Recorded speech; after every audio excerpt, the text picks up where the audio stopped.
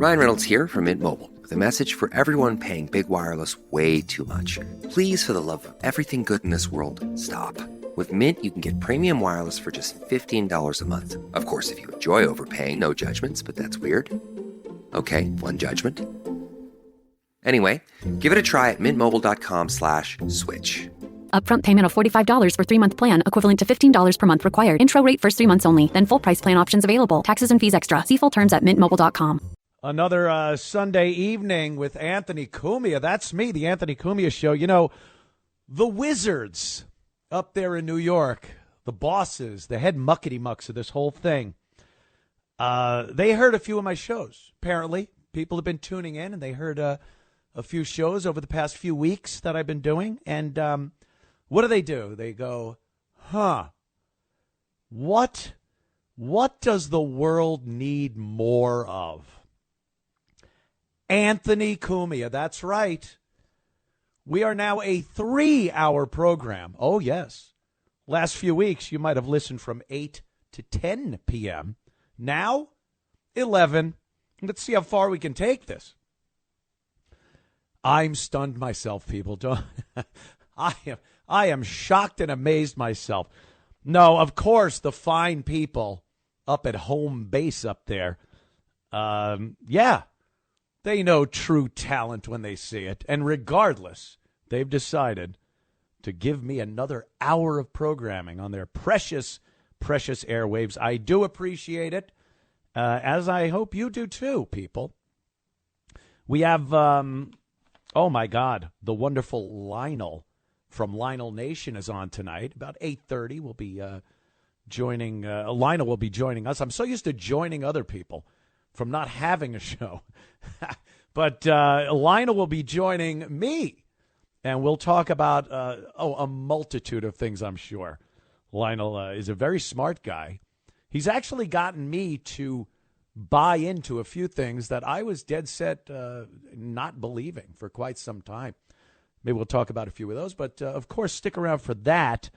In the meantime, there's a few things I want to get to. Obviously, there's three little things that just pissed me off during the week. I like commenting on, and they don't have to be the biggest story.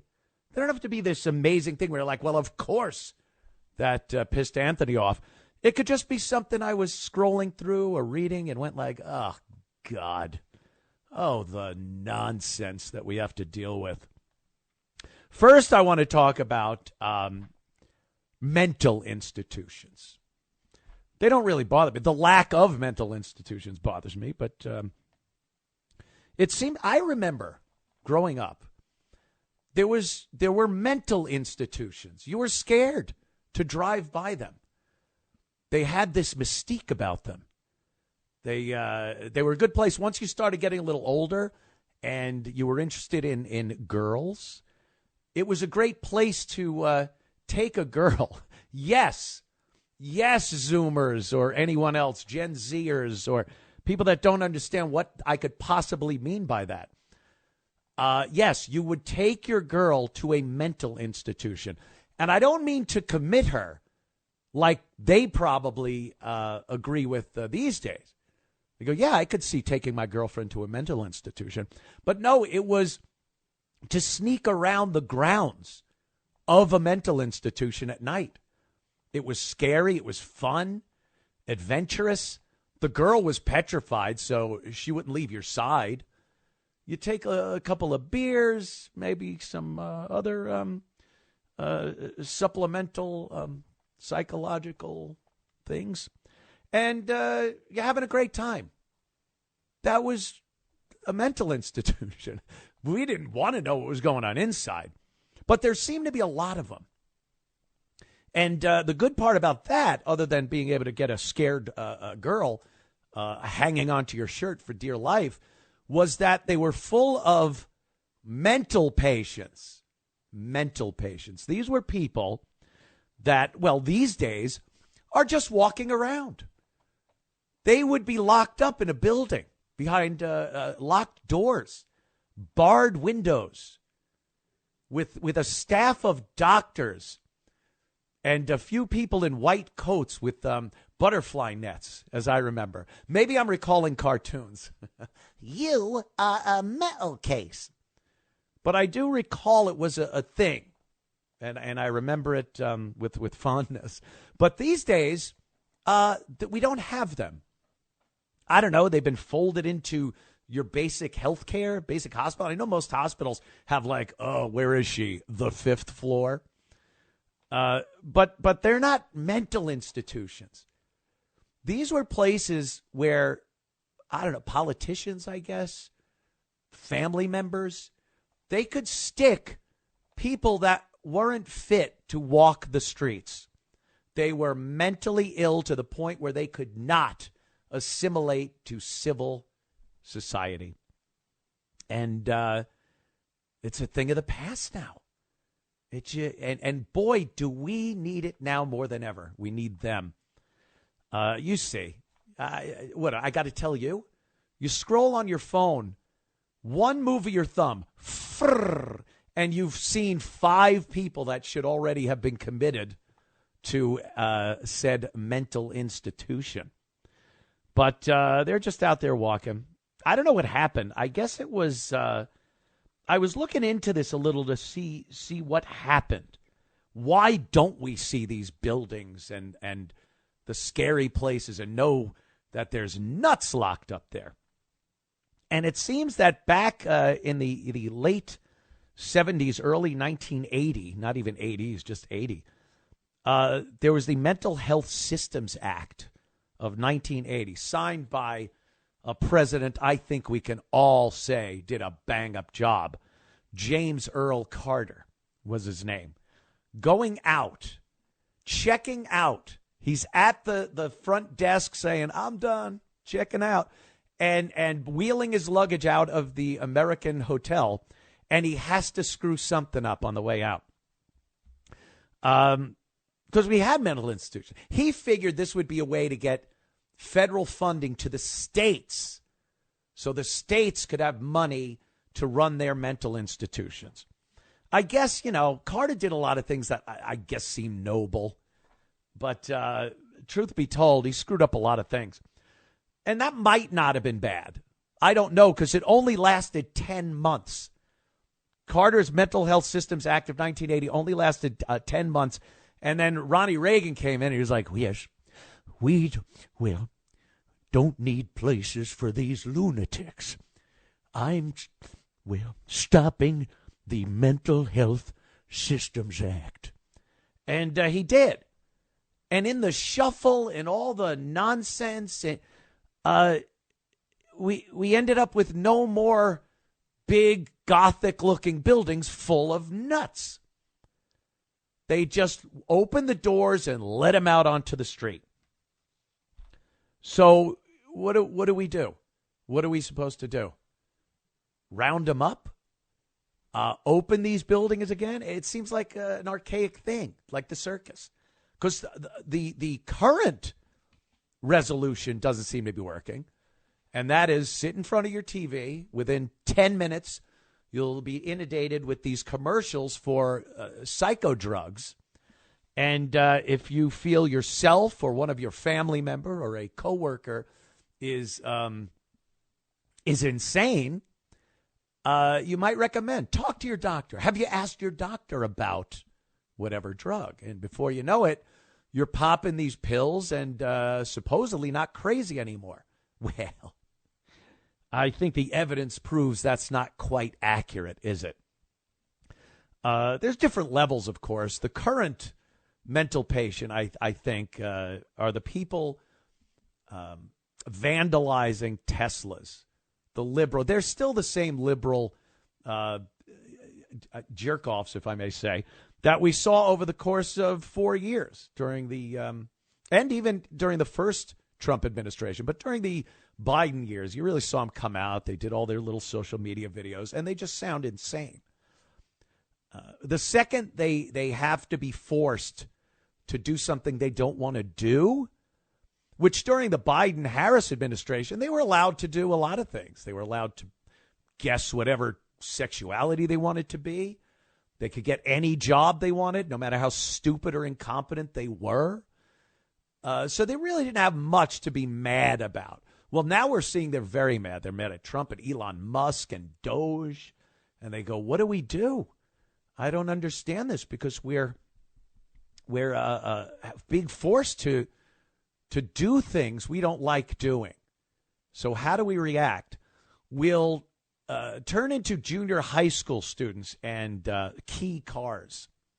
Some of them are hardcore. They're blowing them up with Molotov cocktails and shooting into the Tesla dealerships and bombing them.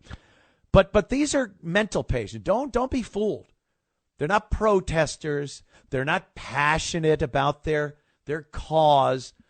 They are insane people that perhaps should have been treated at some point during their life so it wouldn't reach this point where they're just roaming around, keying cars, vandalizing, yelling at people, taking their clothes off in airports, yelling on airplanes. This is what we're seeing.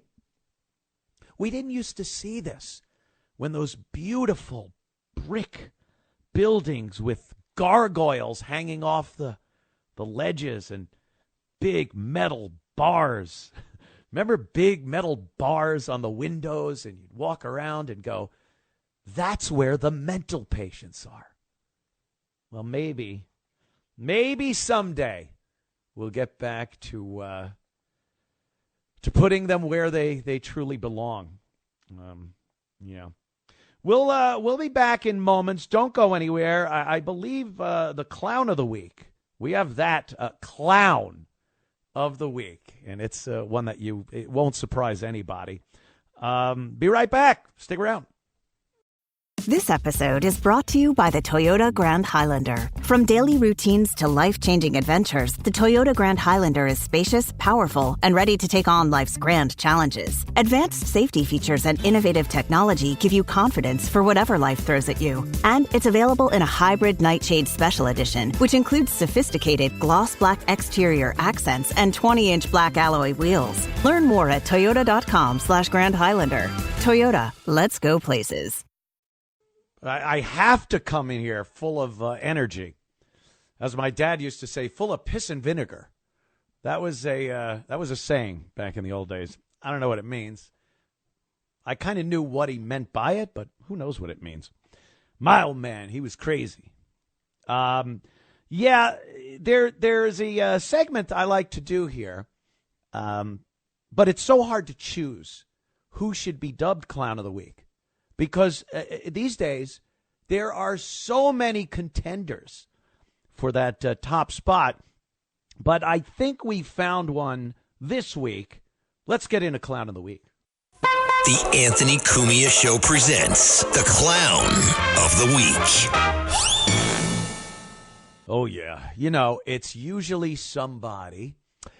They're very liberal in their ideology. I guess that used to mean something else. Usually very well known, a celebrity. I could have bumped into someone at the supermarket that was quite the clown, but then you people wouldn't really know who that was, and it might not really hit the nerve I wanted to hit. So famous, a liberal, and douchey. Can I say douchey? Because, oh boy, this guy has made a few good movies that I have sat down and enjoyed. Still watch a couple of them. See if you can figure it out. He was in a movie called Con Air. He was also in some of those early Brat Pack movies. Has a sister in the business. Name of Joan. Well, ladies and gentlemen, John Cusack is this week's Clown of the Week.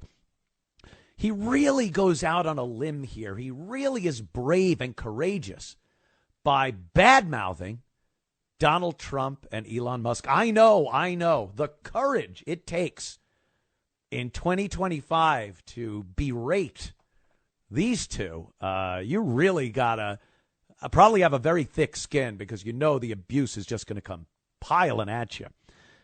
Here's John Cusack, a little bit of him talking about Trump and Elon and just rambling as most of these Hollywood liberal idiots, clowns, quite frankly, will.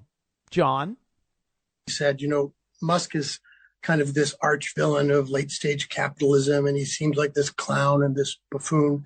But like Alex said, this is a man who made a Sieg Heil Nazi salute, not only in public, but at a presidential victory party. It's good to remember that these are unprecedented times of mass criminality going on in the United States right now. And that, like Trump, Musk is a pathological liar. He's a criminal. He's a sociopath and a ghoul. And I mean those terms very precisely, because who else would use his own child as a sympathy prop while literally taking starving aid away from people all over the world? He's literally killing people. People are going to die because of this madness. All right. He's a man who threw 80,000 people from the VA. We could cut it off right there, I think. I think we could cut it off right there. He earned clown with just those statements. All the things he said, a ghoul, a criminal, a pathological liar, a villain. They would love for Elon Musk to be an actual villain. They're so stuck in their Hollywood mentality of roles and actors and characters and writers that write the dialogue and the story and directors that tell them where to stand, that they don't understand that real people actually exist. And it's not the real people, because they're not real, that hang out and chit-chat with the likes of John Cusack.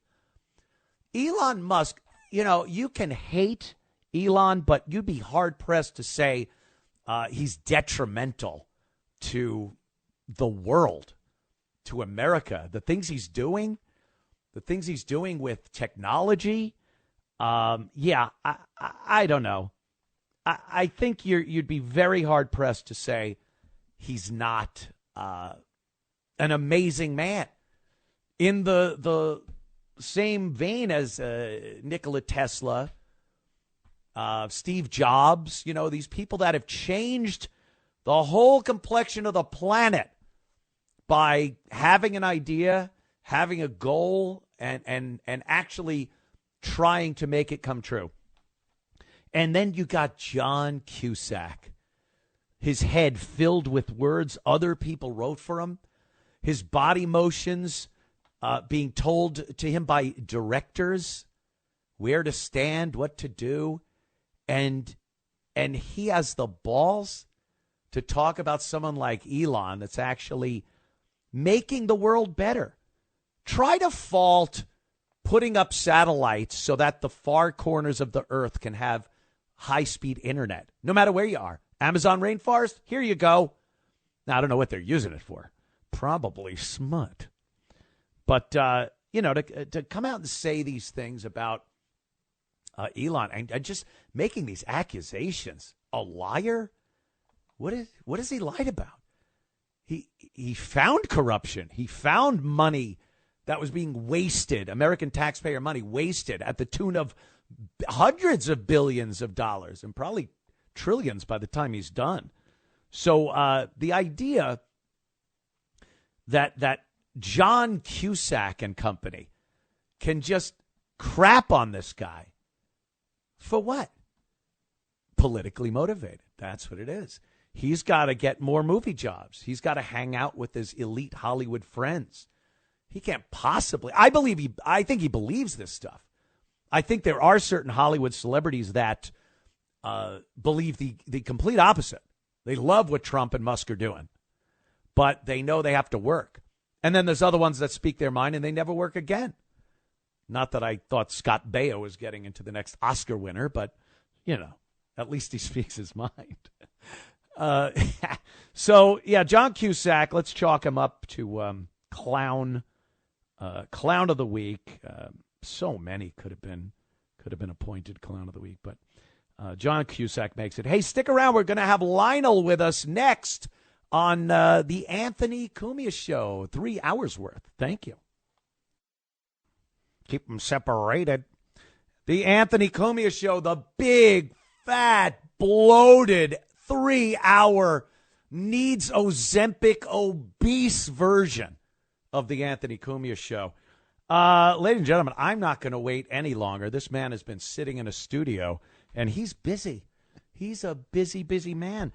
You might know him from Lionel Media. You might know him from Lionel Nation. You might know him as a radio personality.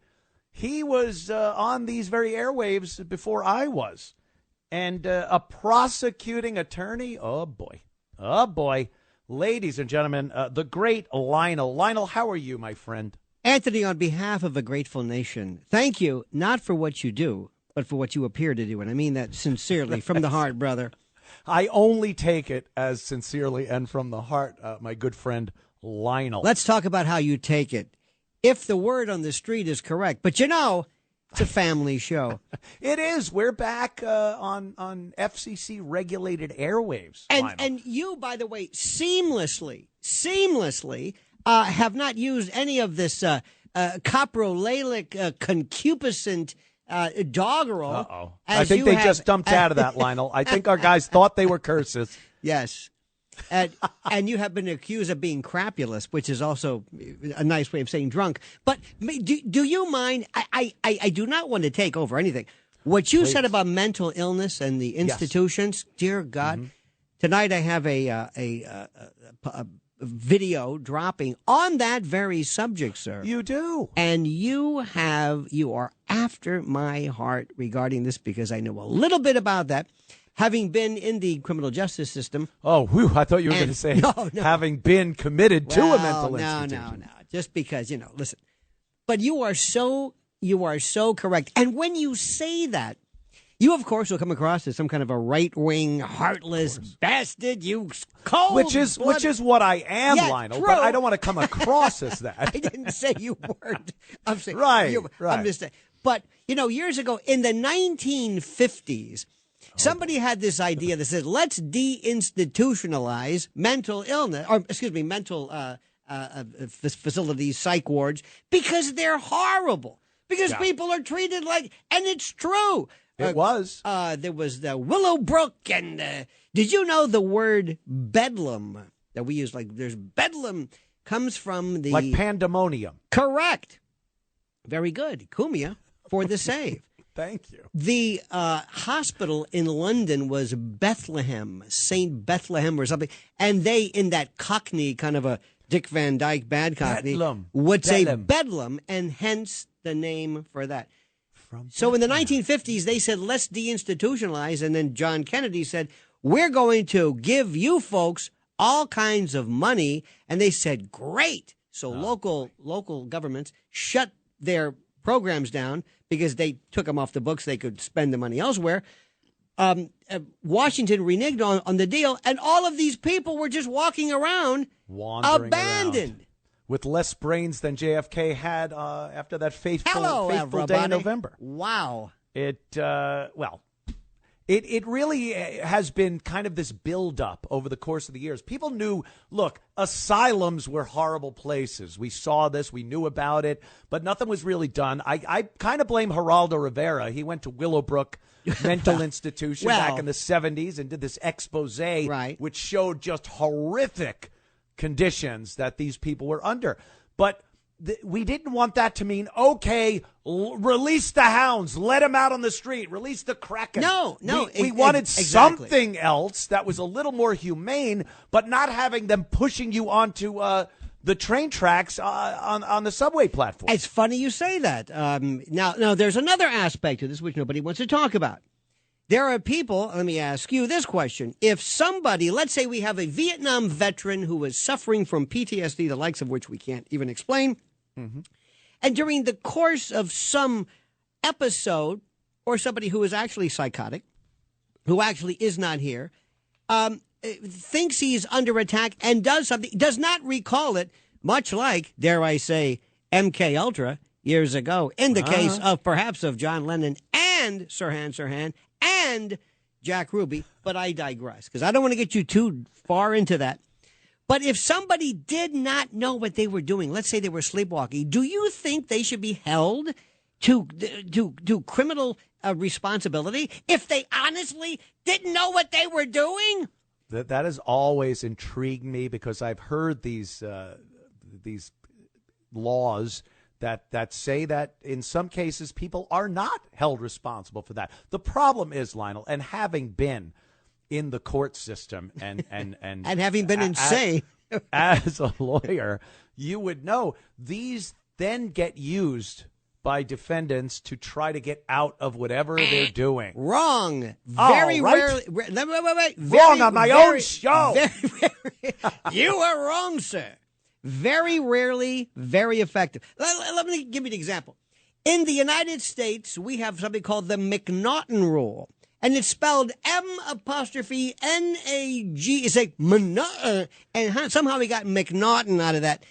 And what it does is it basically means that if you are dispossessed of the ability to appreciate the difference between right and wrong, you are theoretically NGRI, not guilty by reason of insanity. You are acquitted. You go to the funny farm, and then you are released once you are quote cured. Now, Anthony Cumia, let's say you're standing on a subway platform and you are having a psychotic episode and you hear in your voice, somebody says, push her. And you say, I don't want to. Push her, you miserable scum. And you do. Now, you knew right from wrong, but you said, but I was told to do it. The McNaughton Rule doesn't apply. It doesn't make any sense. It's now, when you see this poor woman ground to death under the wheels of the 6 train, you don't give a rat's ass about this guy's, whether he appreciated. You remember the case of John Hinckley? Oh, of course. Yeah. John Hinckley, who, of course, those individuals in the city of New York still refer to David Hinckley, who was the radio writer for the Daily News. And this poor guy, David Hinckley, has always been associated with killing or trying to kill President Reagan. We also get him mixed up with Mark David Chapman, yes, who killed John Lennon. So it's very difficult. A lot of those, I hate those 3 name assassins. Yes, you must have Ted Bundy, only guy to get away with it. John Wayne Gacy, Lee Harvey Oswald. But what happened? But what happened in the case of John Hinckley?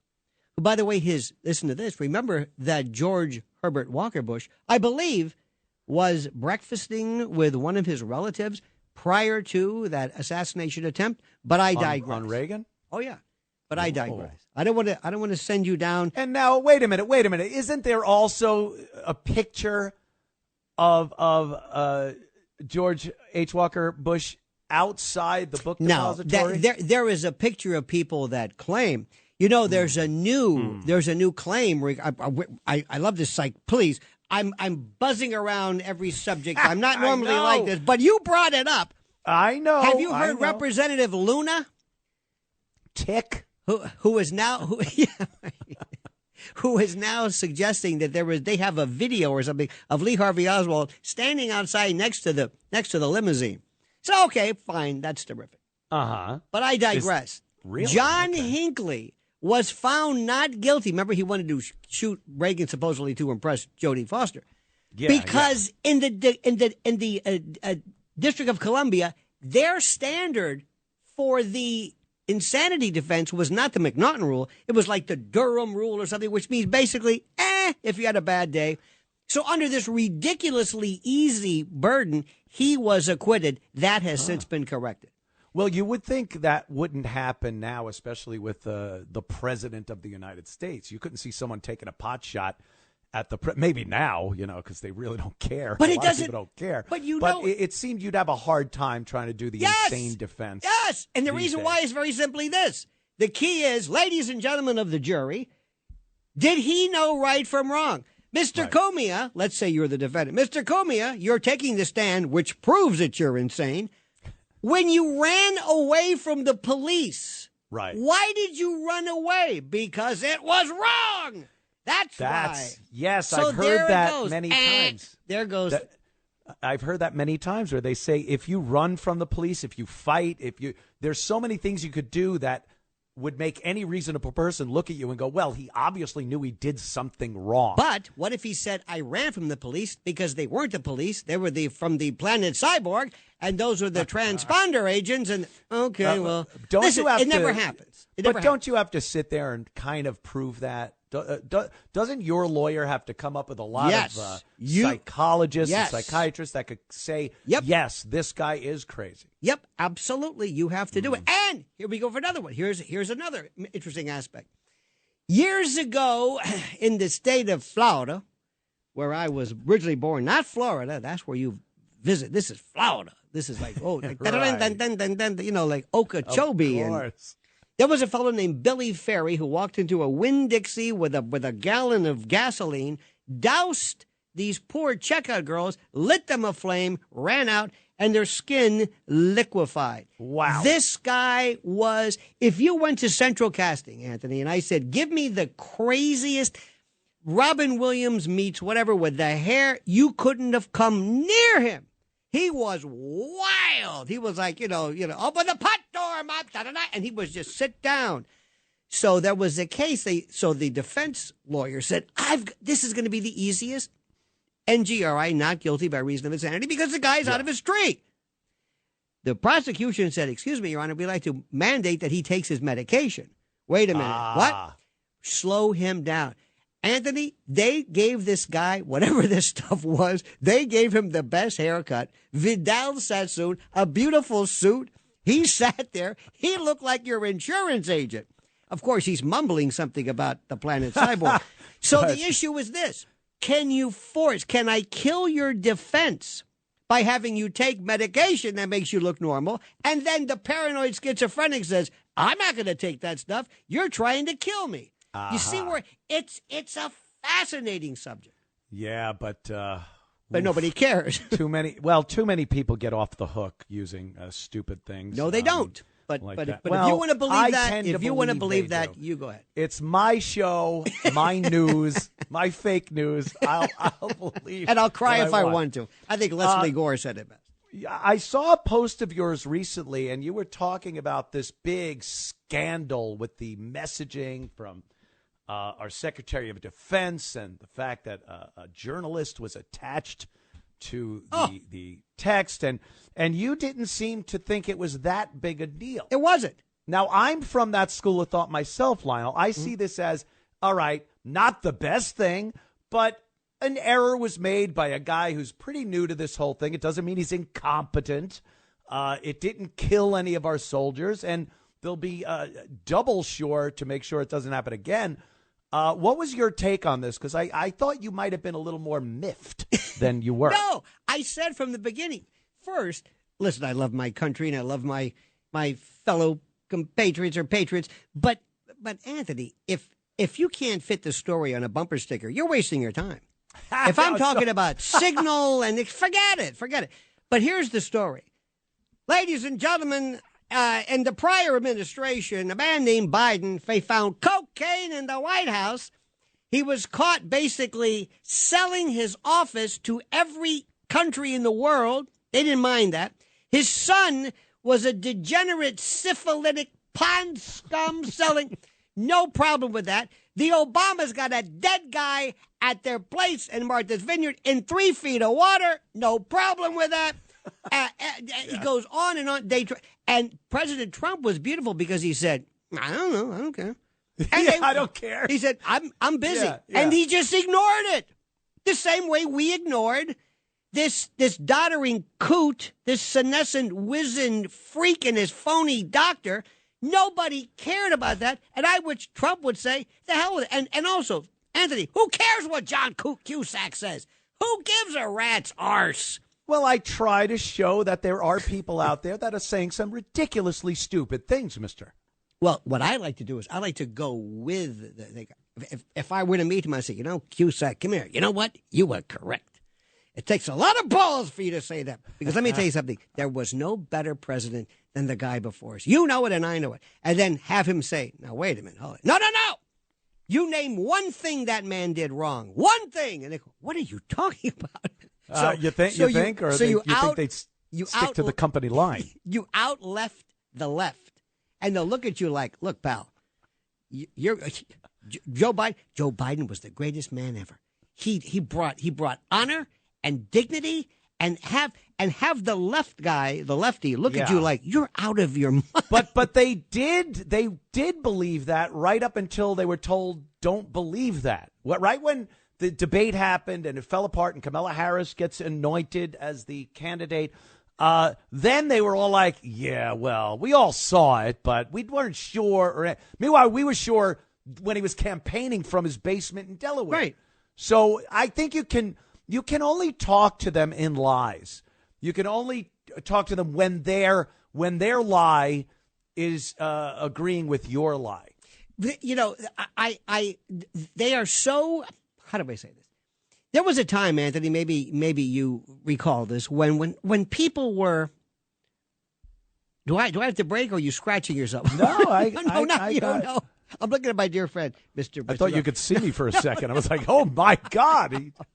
That's embarrassing. I thought you were going, like, cut. Cut. We got a couple of minutes. No, it's okay. But we, Anthony, do you know what we went through before? There was a time in this country we went to be left. When I was a kid, the liberal left was, no war and civil rights and yay and women and yay. Right. And it made sense. And the Republicans were like, they're like good country club people and boring. And they did nothing for me. Barry Goldwater. I didn't understand it. There was a kind of a marginal line between the two. Now, I don't know what it was. I don't know when it happened. I don't know. It started right at the time of Trump when they said we want to have unisex bathrooms. That's when it started. I'm saying, that was the whole thing? Why this push? And that was the thread on your sweater that you pulled, and it all just fell apart. That was the tripwire. I don't know why, but that was, and it all went downhill after that. Do you see Trump as being as good as his fans say he is, or as bad as his detractors say he is? How do you see Trump and what he's done? Because I know you don't look at anything at face value and just go, "Oh, that's what it is." What do you think about the job he's doing? In closing, Lionel, I think he is excellent. He is like watching the Beatles. When the Beatles, when you say, "Do you think the Beatles are that great?" When the entire world is melting down, in love with the Beatles, you can say, "Who cares what I think?" He is changing everything. He is transformational. He is better than anything I could have ever even imagined. And I didn't even vote for him in 2016. I wrote my own name in because I said, I'm not going to be fooled anymore. I said, he's not going to beat Hillary Clinton because she's going to take. And I thought, okay, good luck. Now, I think he is God. You were fooled. That's frightening. I think he's. I'm sorry. I think what he does when he comes in and says, hey, you know what? I'm going to take Canada. You can't take. And Greenland. He comes in every day and he says, who can I piss off today? Yes. Give me something that will just drive these people nuts. And he says these things and he does. Listen. I love it.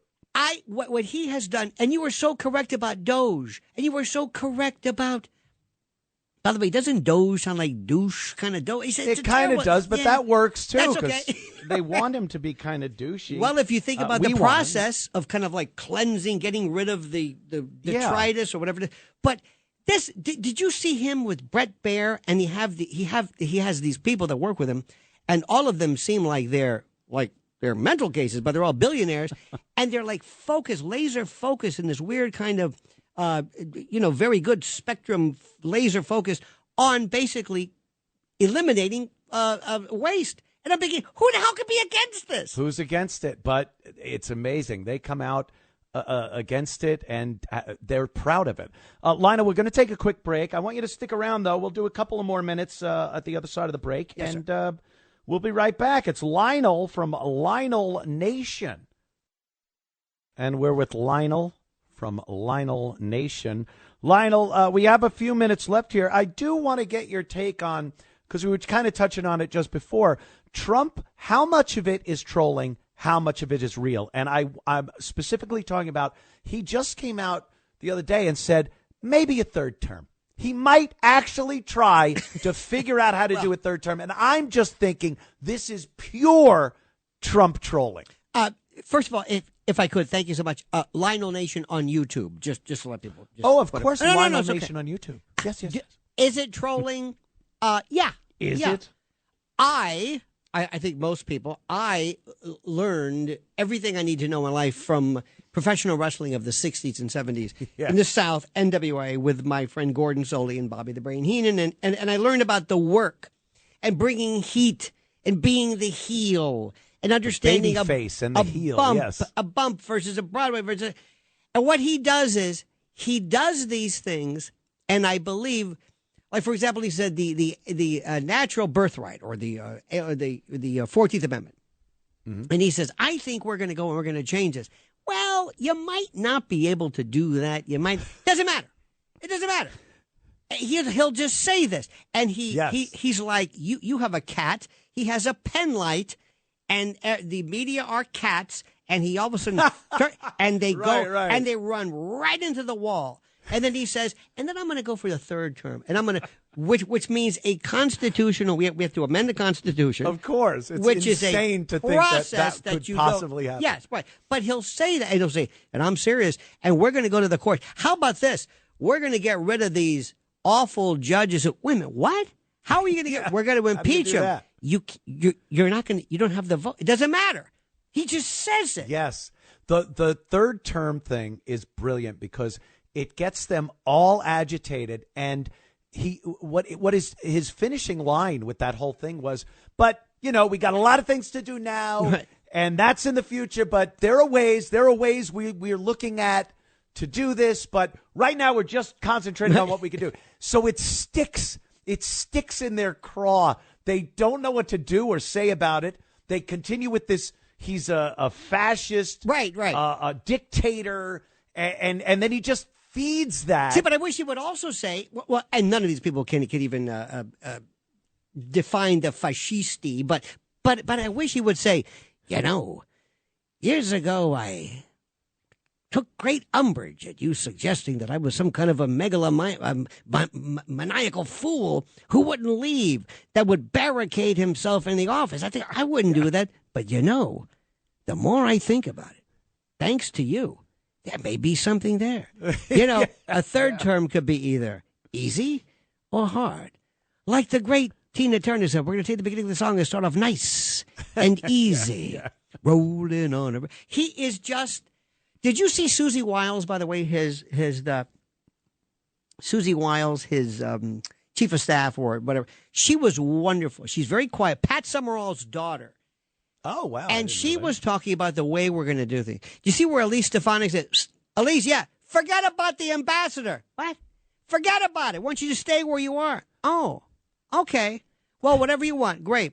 Oh, Alina Habba. What is it? Forget about being my lawyer. You're going to be the New Jersey U.S. Attorney interim. And guess where you're going to be? Newark. Not Washington, Newark. And she says, I don't know if I want to. You're going to do it. Okay? I don't like that. Oh, it's beautiful. What about Pam Bondi, who, by the way, is from my hometown, went to my law school, great, worked in my state attorney's office. She says, Monday, we're going to have boxes of all the Epstein. We never got the boxes. Very disappointed. And on Tuesday, we're going to have the JFK. I got the actual bullet fragments from the grassy knoll.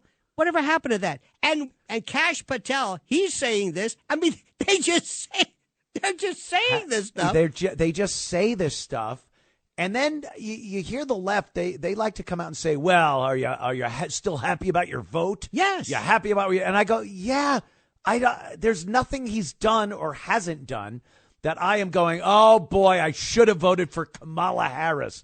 Like, obviously, but.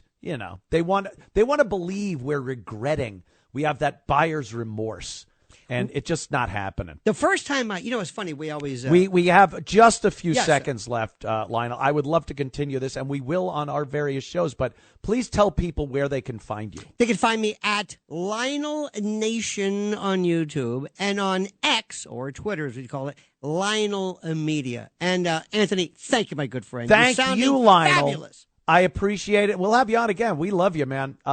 Be well, and we'll be right back after this short break. The Anthony Cumia Show continues. That's right. It is the Anthony Cumia Show. I want to thank Lionel for coming in. Always a treat to have the great Lionel in studio there. I can't wait till I do a show from the studio. That's going to be a lot of fun. I was worried about there was rain here, and I'm like, if my power goes out, I am really going to be pissed off. But the Lord wanted this to continue and me to do the show. Talent on loan from God. Hey, I won't take that one. I swear, people. We got a couple of instances of women and trans women saying that, and politicians saying that it doesn't matter, man or woman, they are equal in sports. Can you honestly believe this? Is there any rationally thinking person that thinks a woman, on the whole, basically looking at a bell curve, that women are just as good at physical sport as men? You'd be insane. You'd be insane to think that. And this has been the topic of debate for quite some time now. And anytime I hear the argument that no, women can do anything men can do, and especially talking physically, I have to believe they are not of sound mind. These days, it's very easy to get into a conversation with somebody and be able to discount everything they say.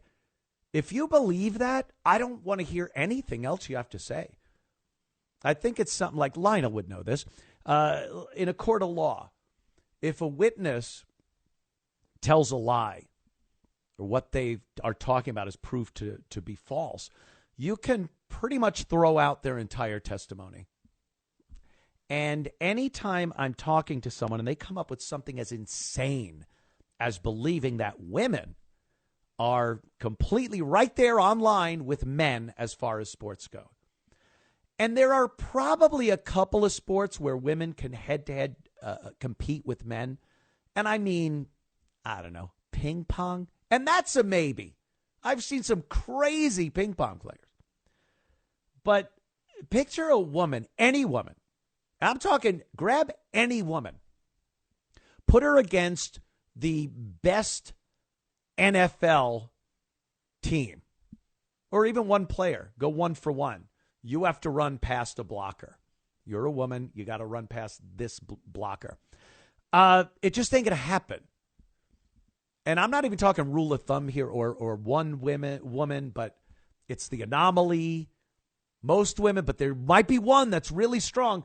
Get your strongest, craziest woman and put her against any NFL lineman. It just ain't going to happen. Get the best women in the world. Search the globe to find the greatest women's football team. Handpick them. And put them against the lowest rated NFL team of the year. The one that everyone's goofing on. The one that their city is just like, oh, God, maybe someday. Put them against the greatest women football players you can find any day. They will get creamed every play.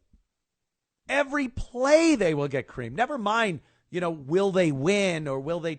Every play will be a disaster. So I think it's insane to think that that's a thing, that women can compete. But who am I to say when you have Pennsylvania State Senator Lindsey Williams, and she's got something to say that women are just as strong as men, not just as good in sports or anything, just as strong physically as men. Let's listen to Pennsylvania State Senator Lindsey Williams. Female bodies are just as strong, as fast and capable as male bodies. For what reason, other than political gain, are we spending time and taxpayer dollars on a completely made-up issue? There are 8 million high school athletes across the country, and maybe 160 of them are trans. This is the 5th time we are voting on this bill that targets less than 0.002% of high school athletes. I was a 3-sport athlete in high school. Participating in sports gave me the confidence, time management skills, and ability to work collaboratively that led me to run for office. Absolutely nothing about having a trans teammate or competitor would have taken those things away from me. Oh, God. First of all, yeah, you were in sports. How about if one of those .001, whatever it was, athletes competed against you and brought your confidence level down to nothing because you could never win. You could never win. What if you were gunning for a scholarship, a sports scholarship to get into college from high school, and you just missed because a guy beat the crap out of the entire rest of the team? Oh, but it's not a guy. It's really a woman. And the way she says that women are just as strong, we're not talking about that, which is wrong, by the way. Women aren't physically as strong or as fast physically as men. And then when you add trans men to the equation, you're not even in the same category. It's just they're first of all terrible against other men. A trans woman won't even be able to compete against the worst man in the same sport. But as far as women go, they'll kick their ass every time. But they just want to believe this. Why? Virtue signaling? Can you go out and wave at your neighbor and go, I'm such a good person, and feel good about yourself by literally lying about basic biology? Here's another one. This is just a regular gal on social media talking about trans women, and the fact she actually says this are the purest form of women. Listen to this nonsense. I truly think that trans women are the best of us. The best of us. And not only do I not think that they take anything away from my experience as a cis woman, I think that they are actually one of the purest forms of womanhood and highlight some of the most beautiful parts of womanhood. Because what do you mean that in our patriarchal society, you are going to throw away all of the privilege that you have as someone that was born a man and choose girlhood, even when it means you have a life expectancy of 40 and you instantly become the most at-risk woman in your society? Like, that's the most beautiful thing I've ever seen. Oh, okay. How does any woman see someone fighting that hard? I think we got enough of that. You know, it's funny. Her whole thing that they are the purest form of women, it goes hand in hand with the adoption thing. It's like, you're even more special because you were chosen, which, you know, whatever. But it seems like you're making an excuse. They are not the most pure form of women. How about just do a quick X-ray, and you will see in a real woman, you will see a uterus, ovaries, fallopian tubes.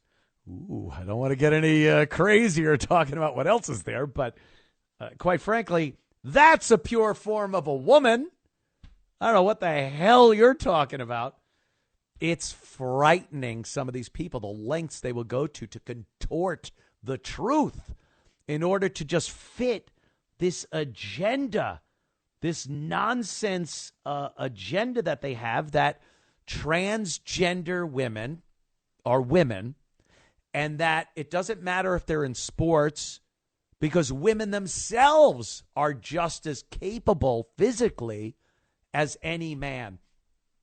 These aren't even misconceptions. These are blatant lies. Lies. Can we go to Abbott from New Jersey? We'll take your calls. Wants to talk about women in football. Abbott, what's up, my friend? Good evening. This is Abbott calling from Ridgewood. I like that. I heard your comments about the NFL. I don't believe a woman that becomes a man could even compete against a high school football team, thank much you. less college or NFL. Ain't gonna happen in any way, shape, or form. You're absolutely right. And this has been done before. There have been people that have actually, what was it? The women's championship soccer team played high school kids and got their asses handed to them. How do you think that would play out in any other sport? The same way. I agree with you 100%. And that's why I took your call, Abbott, because you agree with, I'm teasing, of course, but you have some sense in your head, even though you still live in Jersey. The only sports I think that they're competitive in would probably be maybe golf, a little bit, and depending. And swimming, we know they can't compete in swimming because we just seen what the men do when they become women in swimming. Hey, I bet. It's just Hey, I bet. unbelievable. Hey, I bet they have ladies' tees in golf. That should tell you everything you need to know even about golf. They have something called ladies' tees. So, while I agree with you, I don't think they're even good at as good at golf. No way. They can't hit a ball as far as a man can tee a ball, tee off on a ball. Just ain't going to happen. Abbott, thank you so much. We'll be taking more of your calls, and we'll be back in just a few. It's the Anthony Cumia Show. Anthony Cumia Show, thank you for tuning in. I'm kind of liking this whole thing. It's fun. Of course, another thing we do here, we call out the mainstream media, which has been nothing but a propaganda wing of the left for, I don't know. I was bamboozled for many, many years. So I would probably say very noticeably where I absolutely 100% knew they were propaganda. 15 years. I know I'm naive. What do you want?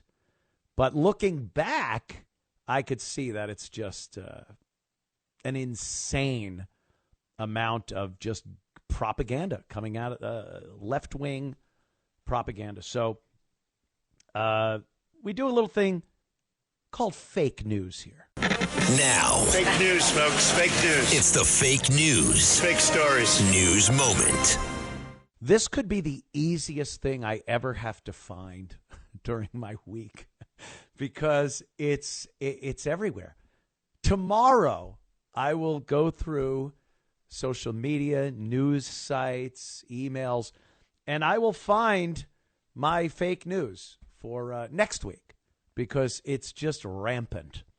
This one is it's great because it's a fake news station, MSNBC, a fake news journalist, Rachel Maddow, and a fake news poll, the Gallup poll, talking about Trump. And all these three fakeries come together in just an astounding load of crap. And apparently, see, I didn't know this. People I've spoken with, and when I look on social media, and I don't live in a bubble, I try to follow a lot of people I am 100% at odds with as far as how things should be done. And I don't know, I talk to a lot of people, and I think people kind of like what's going on now under the Trump administration. Not love it. They don't have to love it. They don't have to love everything. But you'd be very, very hard-pressed to find people that think Harris was doing a bang-up job and Trump is ruining their legacy. Now, I go back to the beginning of the show talking about mental institutions. There are some people that should be in those buildings that do believe that. But the vast majority of rational Americans see what's going on. They love Doge, trying to find this corruption. They love the border being secured. They love the fact that we're not being reamed by our supposed allies in world economics, where we've just been the ATM for Earth for decades. And they say, this is good. I like the direction this is going in because it's strong. It's American. It does me well. It's like most people go, what does the president do that suits you as a citizen of America? This. I want to keep more of my tax dollars. And if I have to pay taxes, I certainly want it going to something that benefits me and my kind of my way of life, the way I look at America, my family. But, you know, I must be wrong because Rachel Maddow on MSNBC is reading the Gallup poll, the trifecta of lies, and telling me that, no, people are not happy with Donald Trump. Listen to this nonsense. How does the American people like all of this? How does the American population feel about how things are turning out with Donald Trump being back in the White House, given that this is sort of the daily news now? New polling from Gallup just out today shows that there is no issue on which the American people like what Trump is doing. His disapproval ratings are higher than his approval ratings on everything. He is 18 points underwater on his handling of the economy. He is 19 points underwater on his relations with Russia. He's underwater on his handling of the federal budget, on energy policy, on foreign affairs, on the Ukraine war, on the environment, on even his relations with the dreaded news media. He is underwater on every single thing. New polling in the great state of Texas today shows that Trump's favorability rating in Texas has dropped 15 points since the election in November.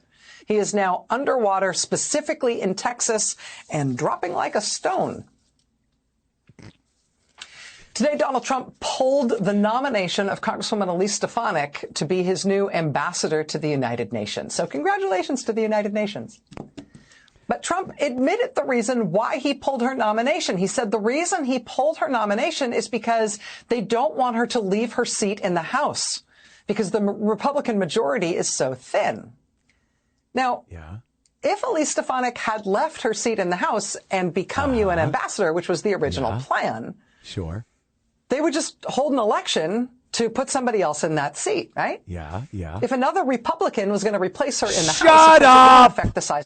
All right, enough. Oh, God, I want to apologize to everybody listening that I subjected you to that much Rachel effing Maddow. Oh. But, I mean, really? The poll says that. Every indication I get from anyone I speak to is the exact opposite of what she's talking about. Gallup poll. Look in the mirror. When she runs, people go, look. Get it, Gallup? Anyhow, she is a disaster of lies. The Gallup poll. Enough. Rachel Maddow. All right, look. We're going to come back, taking your calls in a second. The Anthony Cumia Show. Thank you for tuning in. We greatly appreciate it. Let's take some phone calls. 800-848-9222. 800-848-9222. Let's go to Matt in the big state of Montana. Matt, what's up? What's up, my friend? Hey, what's up, man? How we doing? Good. Hanging out, talking with Matt from Montana, apparently. What do you got, my friend? I was wondering who you think the most cringe celebrity is. Wow, there's in the vein of many. like John Cusack, what you played earlier. Yeah, there's so many. Oh, God, I can't remember his name. Oh, he's in one of those Marvel movies. He's got like curly hair.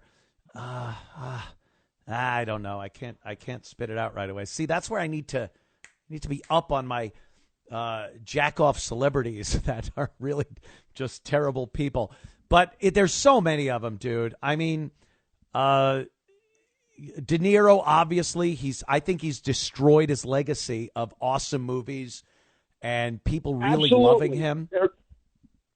Yep. Do you remember Robert De Niro? He was in the beginning of that French Brothers 9/11 documentary years ago. Yeah. Right. He says, "Hey, I'm Robert De Niro. I grew up a few blocks from here," and he tells the story, right? Yeah. He destroys his Tribeca. legacy to advocate for the same thing that is destroying New York City. They have to read the script. They have to toe the company line. There is powers in play that go a lot deeper than we either know about or can safely talk about without being canceled and destroyed. And all these celebrities, Hollywood, it's part of it. It's this just bastion of evil people, of horrible atrocities that they perpetrated against other people, and then they get off the hook because he was good in that movie, he was funny, he's likable. But I think the shine is wearing off. I think we're seeing through all this nonsense, and we'll see how far it goes. Thank you, Matt. Thank you, my good friend Matt. Let's go to Maurice. Maurice in the Bronx. What's up, Maurice? I was just curious. Have you heard of the author F. Roger Devlin? Wait. It sounds like you're saying F him. No, I get it. F. Roger Devlin. Yes. You have? Okay, terrific. Well, for the uninitiated, he wrote a great book. It's Sexual Utopia and Power. And so far, he's come up with the greatest approach to dealing with the so-called transsexual and homosexual propaganda issue. Mm-hmm. And he points out, he just points out, we just simply have no laws relevant to homosexuality or transsexuality at all. That's a great take. Homosexuals have been with us literally for time immemorial. It's just that they're so insignificant a percentage of the population, and nobody paid much attention to them. That it shouldn't be. And like other groups, Maurice, doesn't it seem like everything is covered under our Constitution and the rights that are due us just for being? Why do they need these extra things thrown in that we need protection for race, sexuality, or anything else? If you're a person, a human being, and you live in this country, in America, you are protected by your God-given rights. Why do you need anything extra?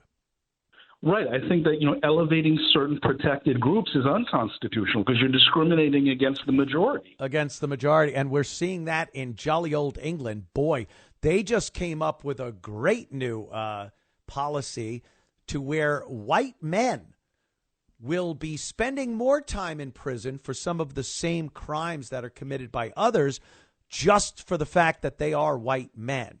Absolutely. England has gone nuts, man.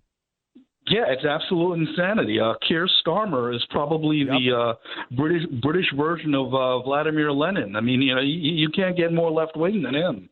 No. And with regard to the Labour Party in Britain, it's as socialist, it's as cultural Marxist as the Democratic Party in the United States, and they haven't learned their lesson. They were crowing about the diversity in the Labour Party over there. They couldn't get enough. It was like this mass self-pleasuring. They were looking at each other, talking about the great thing about the Labour Party is that they are so diverse. And it's like, what is that doing? Is that actually figuring out to be, profitable? Is it good for the country? Is it good for the people? Nothing they're doing over there is good for Brits. And it's hard to watch. And one last thing. With regard to British left-wing politics and what left-wing politicians have done, they've opened the borders to immigration the same way they've done here, to the point where by the end of this century, 2100, Britons will be a minority in their own country, and that's happening all over Western Europe because of these left-wing lunatic Marxist politicians. I mean, they need to be thrown out and they need to be tried for treason and executed. That's what really needs to happen to them. It would be a novel change to what we've seen of late. Maurice, thank you, my friend. Here goes the wonderful Maurice. There's something I wanted to touch on here. I got a few minutes. It's Greenland. The Greenland thing is, first of all, it's hilarious. Because, again, like I was saying to Lionel, I think Trump does a lot of trolling. I think he does. But I don't think Greenland is a troll. He's pissing off so many people. I'm going to annex Greenland. If the military is what it takes, we get it, Greenland. Great country, big country. We're going to take Greenland for some reason. But I was looking into this, and knowing Trump from what I've seen over the course of the years with him, this kind of makes sense in a Trumpian way. Greenland, it's a quarter the size of the United States. It looks a lot bigger on a globe, not on a globe, on a map than it is in real life. On a globe, it kind of looks like the regular size. But truth of the matter is, it's kind of like the Midwest. It takes up the space in the United States that the Midwest would take up. There are 57,000 people living there. Wyoming has 10 times the population. And go to Wyoming. I defy you to find a person. Like, Wyoming is a relatively big state, one of those big square states out west. And it has 10 times that. It's got like about 570 or 600,000 people living in Wyoming. And it's empty. So Greenland doesn't have a lot of people in it. Their export, what do they export? There must be something. What is Trump going for here? They must have uranium, plutonium. They must have something. Their biggest export, non-fillet frozen fish and crustaceans. Yes, non-fillet frozen fish and crustaceans. Now, I love a good king crab leg, but I don't think Trump is threatening military intervention for taking Greenland. Here's what I think Trump is up to. Tell me if I'm wrong or if this is kind of feasible. There are a lot of disenfranchised citizens of a lot of different countries, especially in Europe. Germany, France, Spain, Italy, England. You see all these things happening, and the regular old people, the people that for generations have lived their life, grown up, lived their lives, their ancestry comes from that, are now the second-class citizens. I can't tell you how many tweets I saw from people, dignitaries. Just trying to find a sheet of paper here. From dignitaries about this Eid Mubarak, the end of Ramadan. And every leader of every nation is wishing everyone a great Eid. Is it Eid Mubarak? Whatever it is. The end of the Ramadan fast. And they cannot talk up the benefits of having Muslims in their country more. They pour it on. And I think the citizens that have been there for generations going, huh? What? I'm not seeing the real benefit here. It's a little, it's not quite what it used to be. Everything you remember, if you're any older than this generation, it's a Britain that was British. These are English people, the old empire. The sun never sets on the British Empire. That's gone. That's gone. You have these politicians and people that have just destroyed a culture. Keir Starmer, Sadiq Khan, they have just taken what Britain was and bastardized it, just turned it into what they wanted it to be. Now, here's my thing about Greenland and Trump. What if Trump wants to bring over disenfranchised citizens of some of these countries that are being flooded with third world burdens? And now you have a new America, not America like the mainland United States. We're filled up. There's too much garbage going on where you can't bring in people exclusively from certain countries that you know would prosper and innovate and do well. So we get Greenland and we make it the new American frontier, right? So now the new America, hardworking, adventurous, innovative people from countries who take them for granted and treat them like those second-class citizens, just like America was a couple of 100 years ago. Think about that. Wagons ho.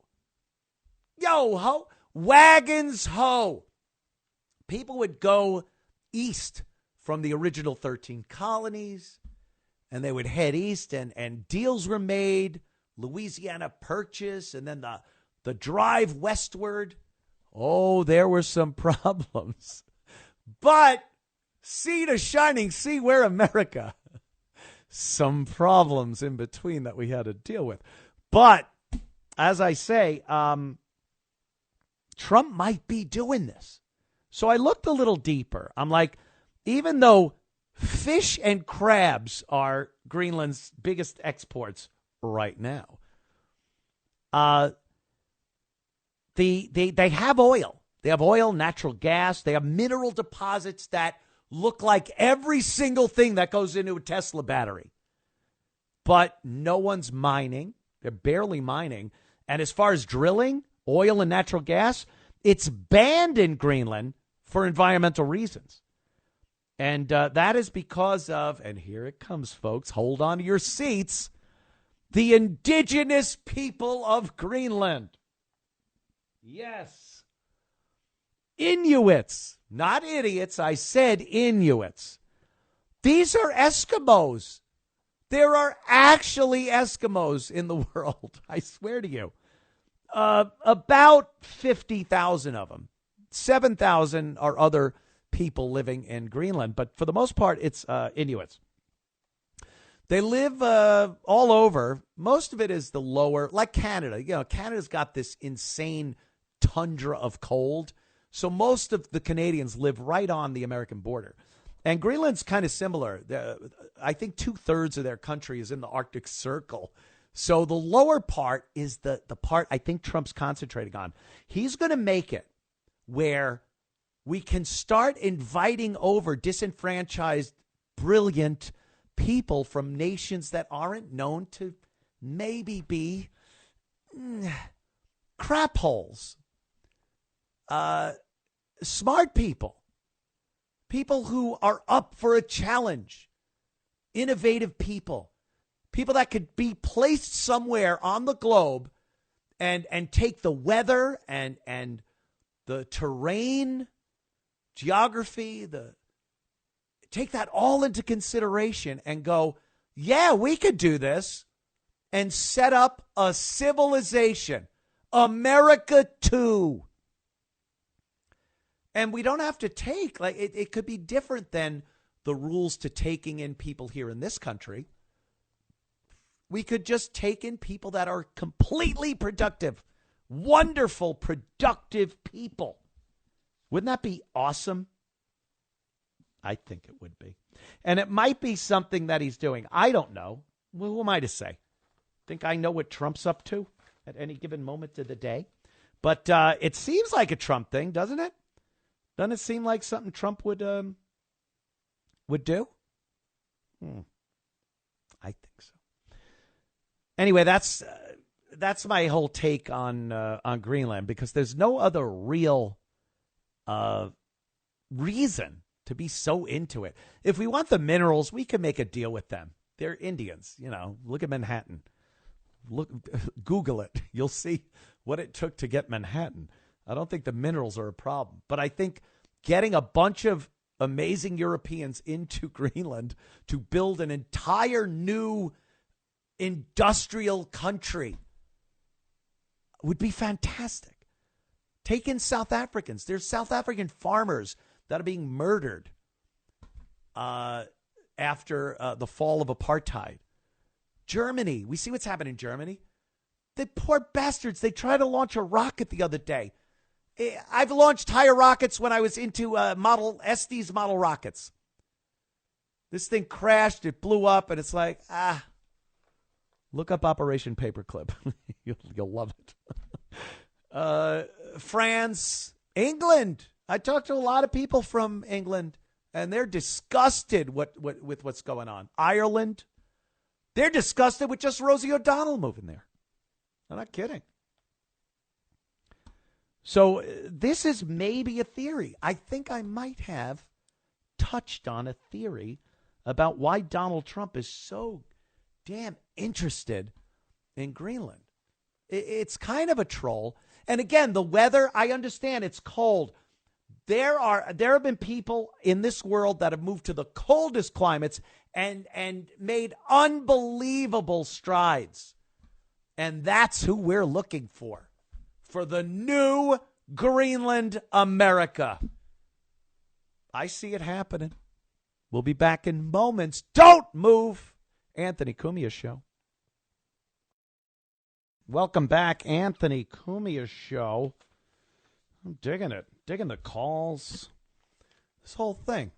Kind of a nice arrangement. It's a nice arrangement. Guys. What are we looking at here? Oh, my God. All right, I got my papers.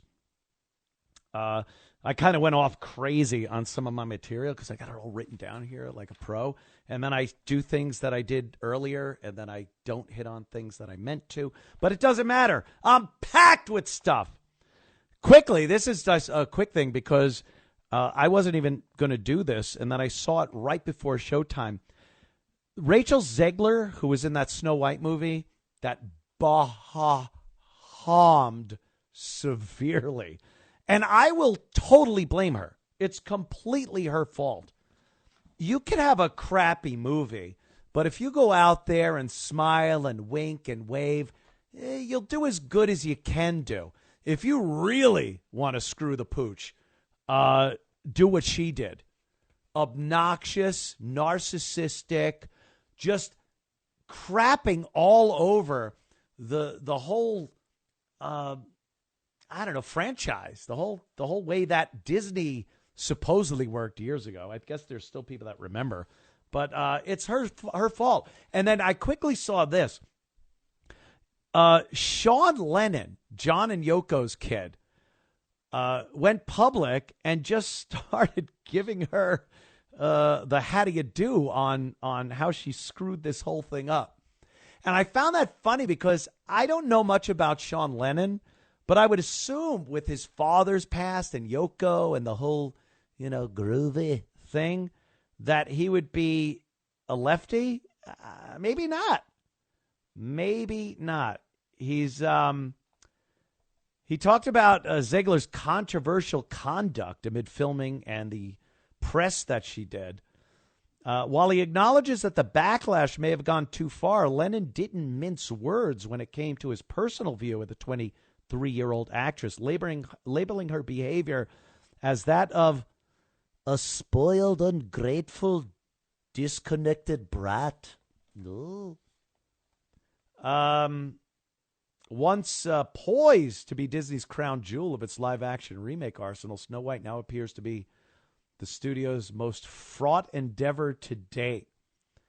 The musician and producer, Sean, 48, generally maintains quiet presence online. That's what got me. But he felt urged to speak out on this occasion. I agree with vilification. Went too far. But also, she also acts like a spoiled, ungrateful brat. So it's no surprise. He doesn't think she's a nice person.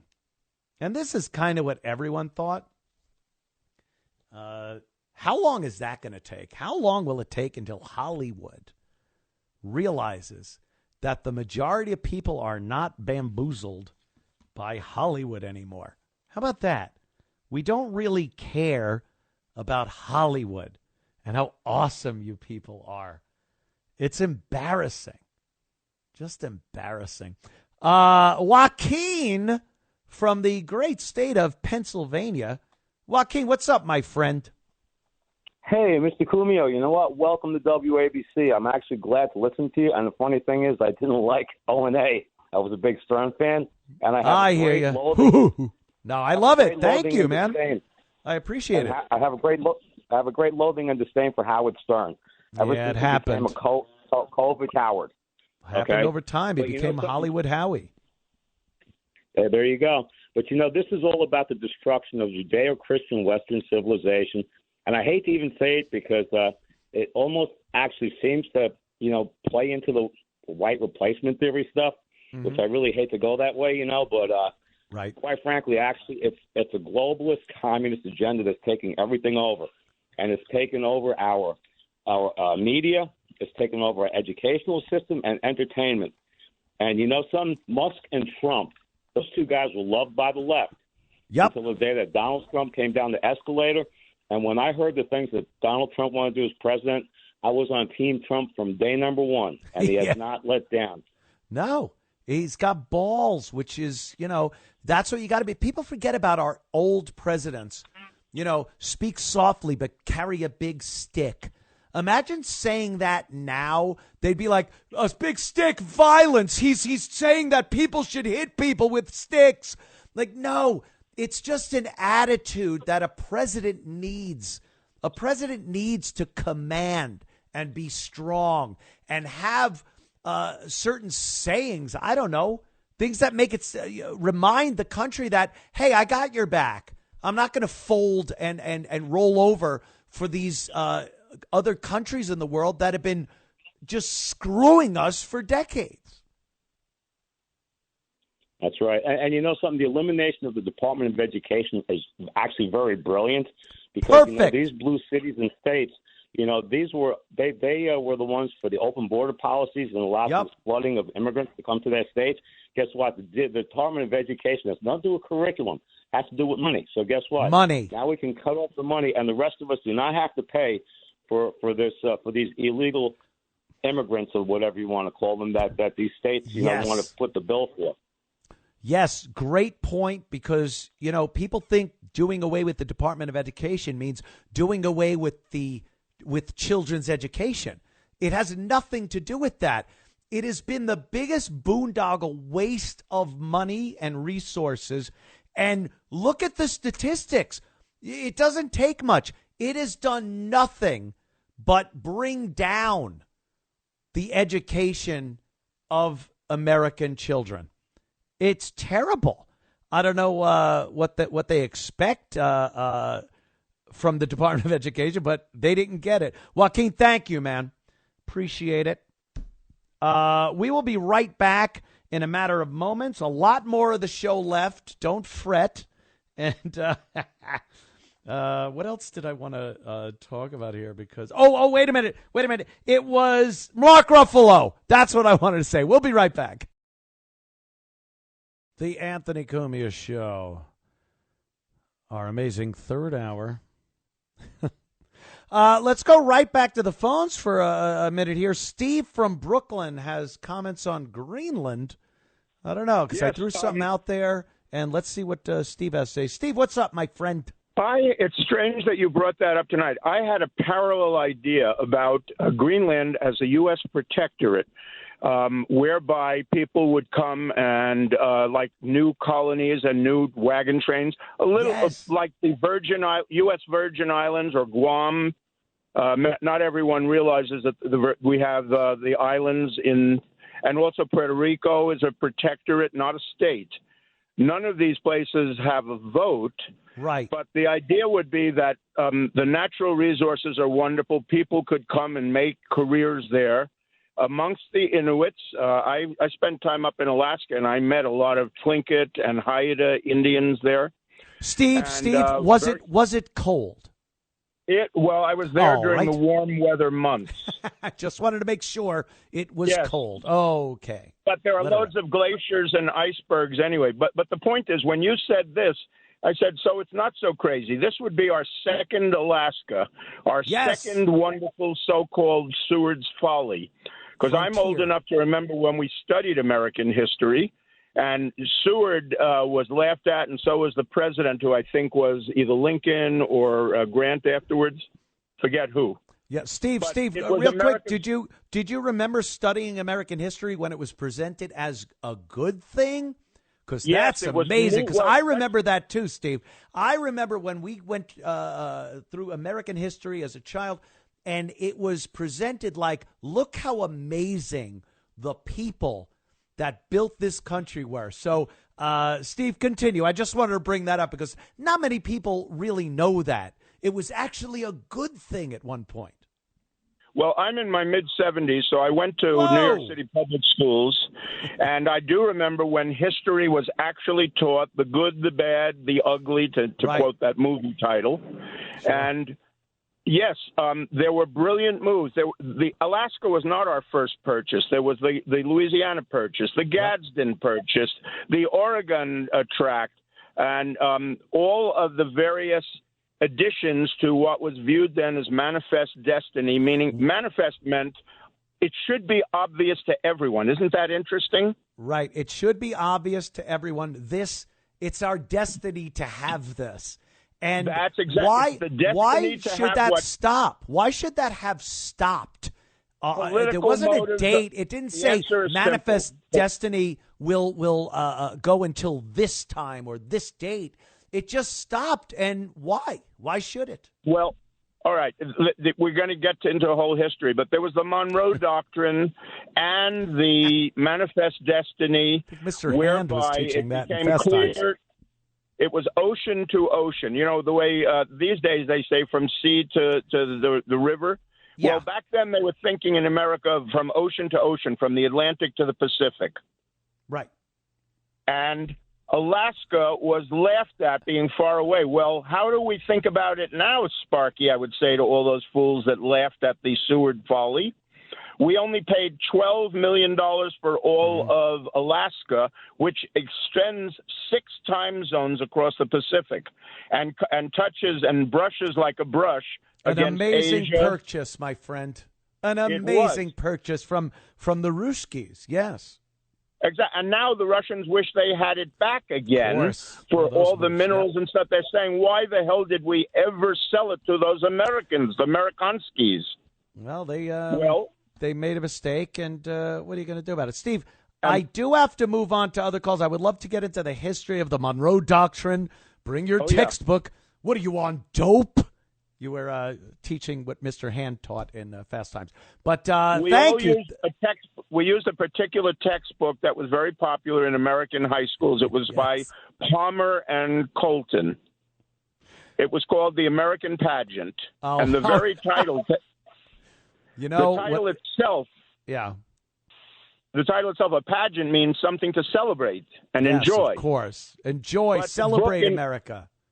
But the book included all of our warts and blemishes. Every country has blemishes. We are the worst of all possible countries except for all the others. Well, thank you, Steve. You've enlightened some people tonight, and I appreciate your call. There goes Steve. What are you, people on dope? Where's Steve?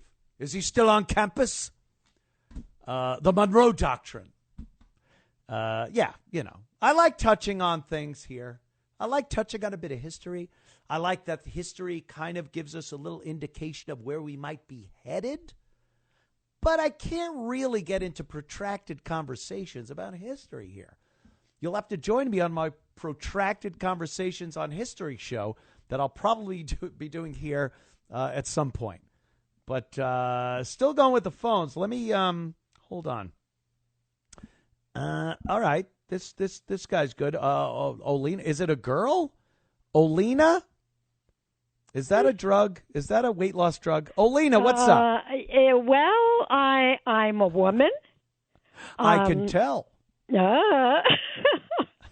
Thank you for taking my call. I am a first-time caller. I've listened to a few of your shows, and I love it.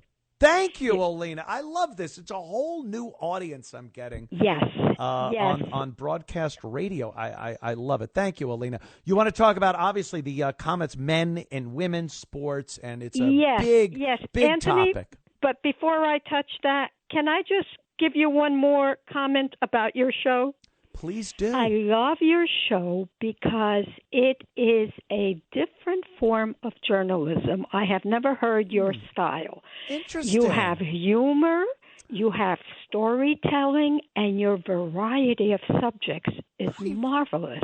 I love really it. appreciate it. You don't even know how much I appreciate it. I appreciate it so much, I'm going to clip this call and send it to every boss I have up there. You do that, and Thank Mr. you, Olena. Martinez might like it. I appreciate that, Olena. I really do. Okay. What's your Now, take on this men and women's sports nonsense? Yes. If I can share my thoughts about that nonsense, I have a very critical question to all that nonsense. Now, years ago, we all read and we heard and we know about the Book of Creations. So we know that there was an Adam, and then someplace along the line he got lonely, so they pulled out a rib and made a woman. Not Adam and Steve. All right. Okay, now, Anthony. Yes. Are some men wanting to get their rib back? It looks that way. Boy, that's one option. Pandora's box has been open. Adam's rib cage has been open. There are some things that cannot be turned back. We must look to the future and look how we can improve upon everything, past mistakes, other things that get thrown in our way. I think part of being a human being and a person and a sentient being is being able to deal with a lot of speed bumps that are thrown in front of us and persevere and move on. You're absolutely right. But if you go back to that Book of Creation, that was chapter 1. I wonder, how are we going to do this rib transfer in chapter 2? Well, I think that will sort itself out, because if we keep going the way we are going, we're going to notice that we're not doing the right thing. That's for sure. Is this this book you're talking about, is it available audio? Because I don't read. Well, actually, this book is the Bible. I know It's exactly what you're ancient, talking about, the Old Olena. Testament. I know. I oh, know, my you dear. know. Olena, thank you so much for the call and the compliment, and I appreciate your support. I really do. Thank you so much. There goes Olena. Was I supposed to do a heart out? Oh, boy. Was I? I did it, didn't I? I did it. No. I don't even know where. There it is. 17. I'm trying to figure out the times, because this third, I can. Yeah, the third hour is like new to me. So I'm just looking at paper. There it is. How about... Yeah, here's another one. Lisa, a girl. Lisa, thank you. Hi, Anthony. Love your show. Thank you. Did the screener tell you to say that? No, I was not paid or prompted to do that. Oh, thank God. It's all me. You know, some shows, they do that. Hi, Lisa, we're going to put you on with Anthony, but could you please say, I love the show? But thank you. I'm glad that didn't happen. Montana, I had just been talking about Montana and your population and the fact that it's a very big state. What do you do up there in Montana, Lisa? I just retired from the U.S. Postal Service. I was with the post office 38 years. So you're one of the crazy people that I talked about that should be institutionalized at this point in your life, right? Dude. At times, yes. So you were in the post office during that time where people had the term going postal. Absolutely. How did you feel about that?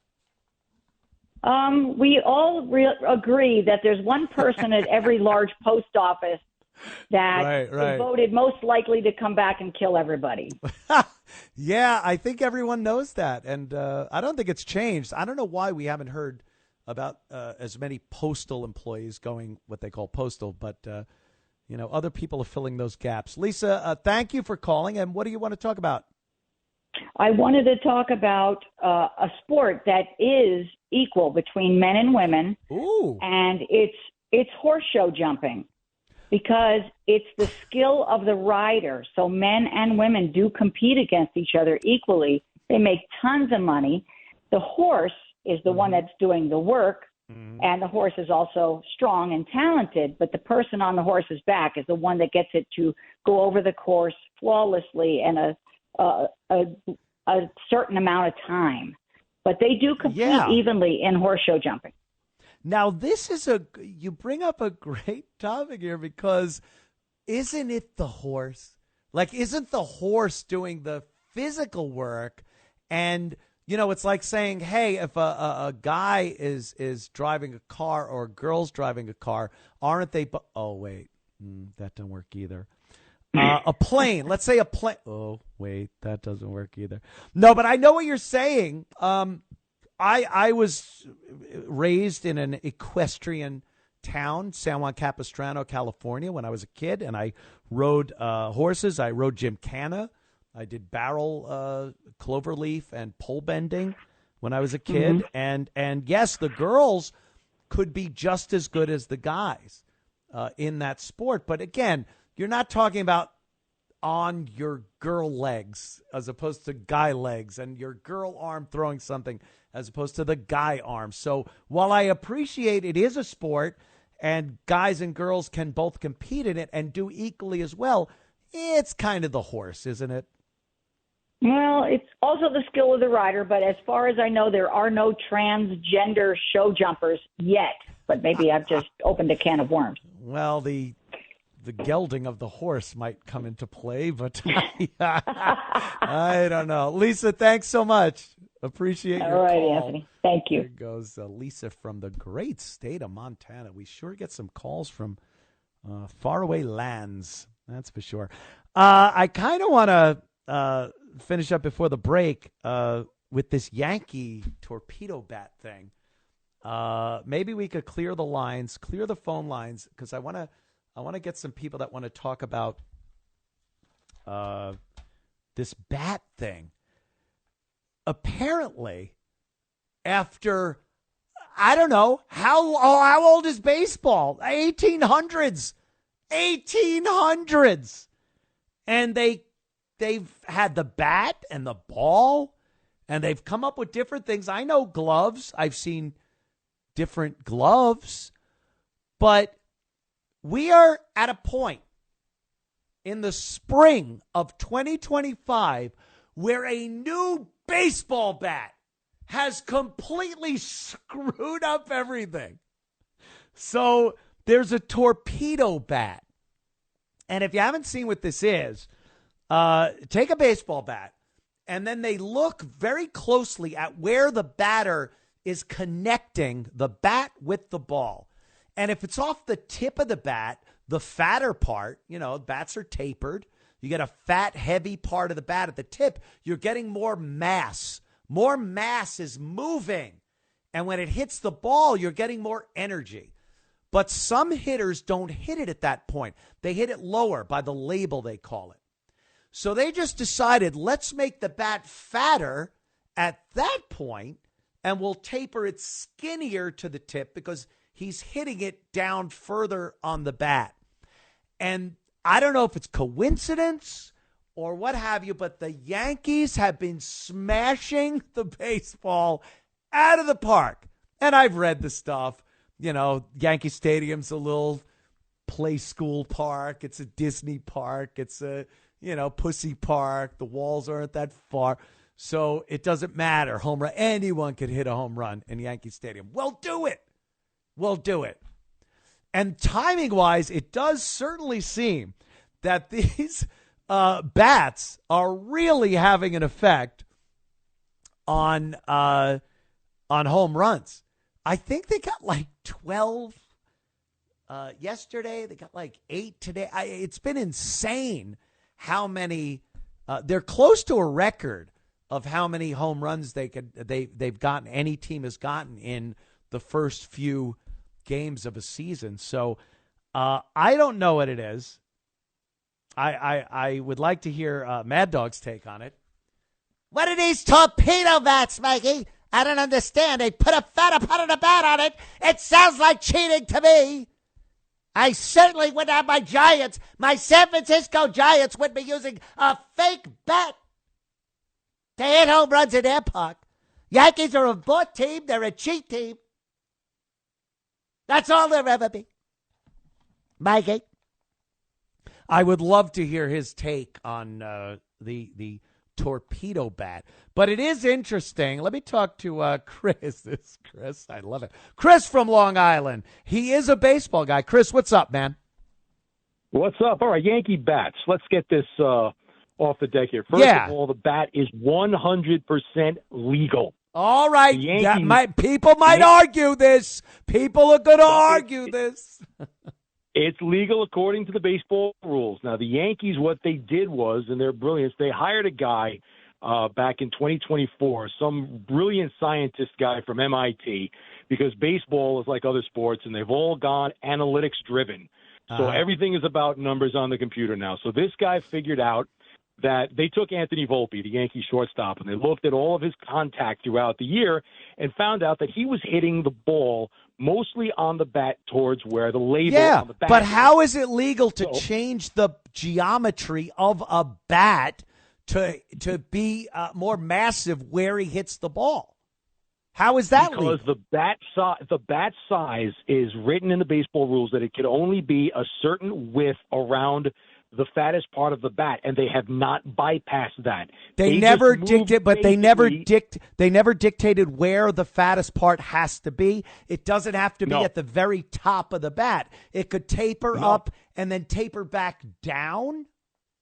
Correct. It's only specified where the widest part of the bat has to measure, but it could be on the handle if you wanted to go some goofy route. It would still be legal be pretty goofy. According to the Major League Baseball All rules. right. I would love to talk about this at length, but I have to take another break. Chris, thank you very much. I'll probably see you later online playing golf. There goes Chris. His voice was familiar. No, the good thing is Chris knows a lot about baseball. We will be right back in a matter of moments. Don't go anywhere. Anthony Cumia Show. John from Memphis has a take on this torpedo bat that's been taking over the conversation of baseball. John, what's up, man? Ant-Man, how we doing? Ant-Man, you pain in the ass. Great. I'm doing good, John. How you doing, man? I'm okay. I was just going to say, I found it pretty interesting that and I don't know if you touched on this, but the guy that made the torpedo bat is actually a physicist from MIT. Yeah. Chris brought that up. Why wasn't this known about like 5, 10, 100 years ago? Couldn't answer that. It seems like baseball is getting a little gimmicky lately. You think it's a gimmick? Put some asses in some seats to see who uses the torpedo bat and hit some home runs. Because Judge is, what is he, 4 home runs in 2 games? Something like that. He's doing very well with this torpedo bat. Well, if he's even using it. Someone told me that Judge wants nothing to do with it. Oh, okay. So he's not even using it. So that should prove right there it has nothing to do with anything. Judge is slamming these things. He's already almost at a record for home runs at the beginning of the season. So I don't know. It's like 2 guys are using this torpedo bat. And it's making all kinds of controversy. Yeah, Volpe and someone else. Yeah. But if I can, I wanted to tell you a story, touching back on your point about women and men's sports, if I can, really quick. Big topic. I get you. Go ahead, John. Okay, really quick. So my buddy is really into the jiu-jitsu and the Muay Thai and all those combat sports and everything. Mm-hmm. And he really wanted me to go to his gym and learn all this stuff. So I did, and there's this girl there, the girl boss. I can do anything a man can do. Oh, yeah. I know the story. Of course. And she's there, and she's a 2nd-degree black belt, whatever that is. And she's throwing the for a chick all over the girl. place. a second-degree black belt for a girl. Yeah, exactly. Whatever. Yeah, I think it sounds more made up than anything. Yeah, go against Ball. Rogan. Have her go and roll with Rogan and see how that works out. That black belt. Well, I mean, she saw me, and I don't know if it's because she could tell I was a beginner or if she just wanted to impress, the people around. But, she called me out. She wanted to go. And, I wasn't experienced at all. I was a nothing belt. So, I didn't know what I was stepping into.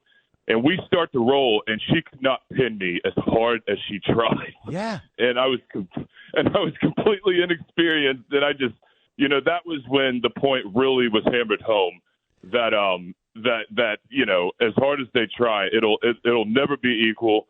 And it's embarrassing that it's such basic human anatomy. It's human biology and anthropology. It's just, you ever have a girl that goes, come on, arm wrestle me. And you're like, all right. And you're just standing there, and it's like I picked up luggage easier. That it's nothing. It's so you push and you kid with them, and then you just slam them down on the table. It's like, yeah, what do you mean? You can't beat me. It's just basic humanity, human anatomy. I don't know where they come off with this nonsense, but thank you, John. Memphis, huh? How's Memphis looking these days? Anthony, it's rough. I hear you, man. It's terrible. I'm originally from Newark, and so you upgraded. I think that you upgraded. I think that it fits the bill as being worse. I might be wrong, but all right, John. I love be your well, show, buddy. You're doing a great job. Thank you, John. Keep your head on a swivel. Oh my God! All right, one more about this ridiculous bat thing. Michael from Manhattan. What's up, Michael? Yes, hello. I'm enjoying your show. This whole discussion reminds me of the George Brett incident, the bat tar. The corked bat or the tar. That was Targate or Corkgate. There's always a gate. No, neither. What happened was Billy Martin knew that the rule was a little bit broken by the amount of pine tar and how far it went on the bat. Right. It was too high up on the bat or something. And then he comes out and he talks to the umpires, and they call him out. And George Brett, who used to be a football player, he comes out and they had to restrain him. And then the headquarters decided to play the game again, and then the Royals won the game. And in addition to this, I have a soupy sales joke that is probably borderline, but there's nothing dirty in it. When he went to a baseball game, he kissed his girlfriend between the strikes, and she kissed him between the balls. All right, I get it. It's a baseball vernacular. I understand. Yeah, it's a cute joke. I thought you'd appreciate Michael, that. Thank you, man. It goes, Michael. I can't help but think that this torpedo bat thing with the Yankees especially, it falls right into the Costanza wheelhouse. This is so Seinfeld. Like when Costanza was working for the Yankees, the story would have to be that Kramer knows some brilliant guy at MIT and tells George that he developed a new bat. So Kramer gets the bat from his friend at MIT, gives it to George, who gives it to the Yankees, and they start hitting home runs. But then, of course, something goes wrong, and it turns into a complete catastrophe for George, the Yankees, and everyone else involved. That's my take, and I'm sticking with it. Tim Walz, who could be clown of the week every week. This guy, I don't know what he's doing. How do you start running for president 2 months, 3 months into the current president's tenure? Trump is going to be president for 4 more years, give or take. And Tim Walz is out campaigning. I don't know what else you could call it. No one wants to hear from this guy, but he's out campaigning. So Tim Walz says, This is a great clip. He says the Democrats, everything he says is ridiculous. The Democrats should have owned their liberal policies. Now, didn't they? Isn't that why they lost the election? Because they did own every one of their garbage liberal policies. Everything. The whole drag queen story hour, the wide open borders, their allies were the worst of the Hollywood and Washington Beltway liberal criminals. But for some reason, Tim Walz thinks that the mistake the Democrats made and the reason that Kamala and him did not win the election was because the Dems didn't do enough to own those garbage policies that everyone hated. And here, look, you don't believe me. Here's Tim Walz actually saying it. Let's listen to Tim. That our strength is our diversity. We've been talking about this for years as a country of immigrants, and we let them define the issue on immigration. We let them define the issue on DEI, and we let them define what woke is. We got ourselves in this mess because we weren't bold enough to stand up and say, you damn right we're proud of these policies. We're going to put them in, and we're going to execute them. Are you out of your mind? Like, that was the problem? Yes. Yes, Trump, the Republicans, conservatives, the right wing, we defined DEI. We defined all of those things accurately. You don't think for the 4 years of Biden-Harris and then the campaign of Harris-Walz that they didn't define what their position was on these issues? Of course they did. It made them lose. That's exactly what it was. This guy is running around like the number one candidate. I can only imagine. Look, I have to imagine that some Democrats are looking and going, why is this you ever see a tire come off a car and it just rolls down the highway and it's people trying to avoid it and it hits the median and then it just jets into traffic again? That's Tim Walz. And the Democrats are like, what is this guy doing? First of all, no one starts a campaign right after the opposition wins the election.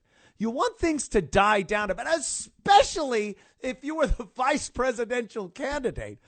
Go away for a little while. Put your head in the sand. Disassociate yourself with Kamala Harris and Barack Obama and all those policies that obviously failed miserably as your vice presidential platform. This guy's coming out of the gate like everything they said was gold and somehow no one heard it. It's brilliant. What an idiot. He's just an idiot. Avi in the great Garden State of New Jersey. Avi, what's up? Anthony, I cannot believe the day has come that you are back on terrestrial or in radio in general. I am super hyped. You don't believe it. How about me? I get it, my friend. Congratulations, and it's appointment radio for me on Sundays going forward. And I've been listening to you on your Compound show for years, and I'm not old enough to say I listened before that, but you are truly one of a kind, and God bless. Thank you, man. I do appreciate hearing that, and thank you. Back in the old days, Avi, I used to be on a shock jock radio show. Give me my elixir. Thank you, Avi. I do appreciate that you are listening. It's such an odd thing for me because I'd been out of broadcast radio for so long, and like I said, internet stuff and podcasting, it's such a different animal than broadcast radio. And when people talk about things like riding a bike, when it comes to radio, you better know how to ride that bike, because people say, it's like riding a bike. You just get back on and you ride. And there are certain circumstances in broadcasting where that comes into play. But, boy, everyone will know if you can't ride that bike. So you better be able to do it. Leon, I love Leon. Leon from the Bronx. Leon, how are you doing, my friend? I'm excellent. How are you, sir? It's been a while. Leon calls my internet show every so often, and I appreciate his input. Leon, what's going on, man? I'm just curious as to what the end game is for this transgender sports, because there are no leagues that women play in, right, to my knowledge, that have transgendered athletes. Like, I have never seen a transgender WNBA player. I don't believe we have any in soccer. So what is the end game of messing with female sports? I'm just curious. I think great question too, but I think it has to do with what they were doing before this Trump presidency. We get in 2 years into this Trump presidency, I really think all this will be gone, a distant fossil of the past. This was used to make power plays in certain areas, like the Democrats, the liberals. They used transgender people to try to, intimidate, get other things passed by using this as a distraction. They don't care. I can't imagine there's actually a Democrat politician that gives the flying you-know-what to anything having to do with transgender women playing with women. It's just, it was a good ploy that they could use to try to get other things, a negotiating tool. But by destroying a institution of female athletics, to prove what point? Oh, yeah. Well, they don't care. That's just it. Leon, how many times have you seen these people, Kamala and Chuck Schumer and Maxine Waters, all of them come up, and here's what they talk about, how much they care. We care about the American people here on the Democrat side. We care about feeding children. We care about jobs. They don't care. I don't care about my own family as much as they profess to care about total strangers. And I adore my family. But they don't, to buy into them getting on TV and looking at Chuck Schumer's goddamn face and saying, this guy cares about anyone but himself. It's all garbage. It's all lies. And it goes to everything. The women, the transgender in women's sports, the taxman, like anyone would be cheering. If you generally didn't pick sides, Democrat or Republican, you'd be cheering that anyone was looking into where is my tax money going, and is it going to some nonsensical programs half the world away that have nothing to do with me. And you think anyone would want that, but they look you straight in the camera, by proxy into your face, and lie and say it's a bad thing. So my quick next point would be, what is it that they are seeing that they think they're doing good that everybody else is just so oblivious to?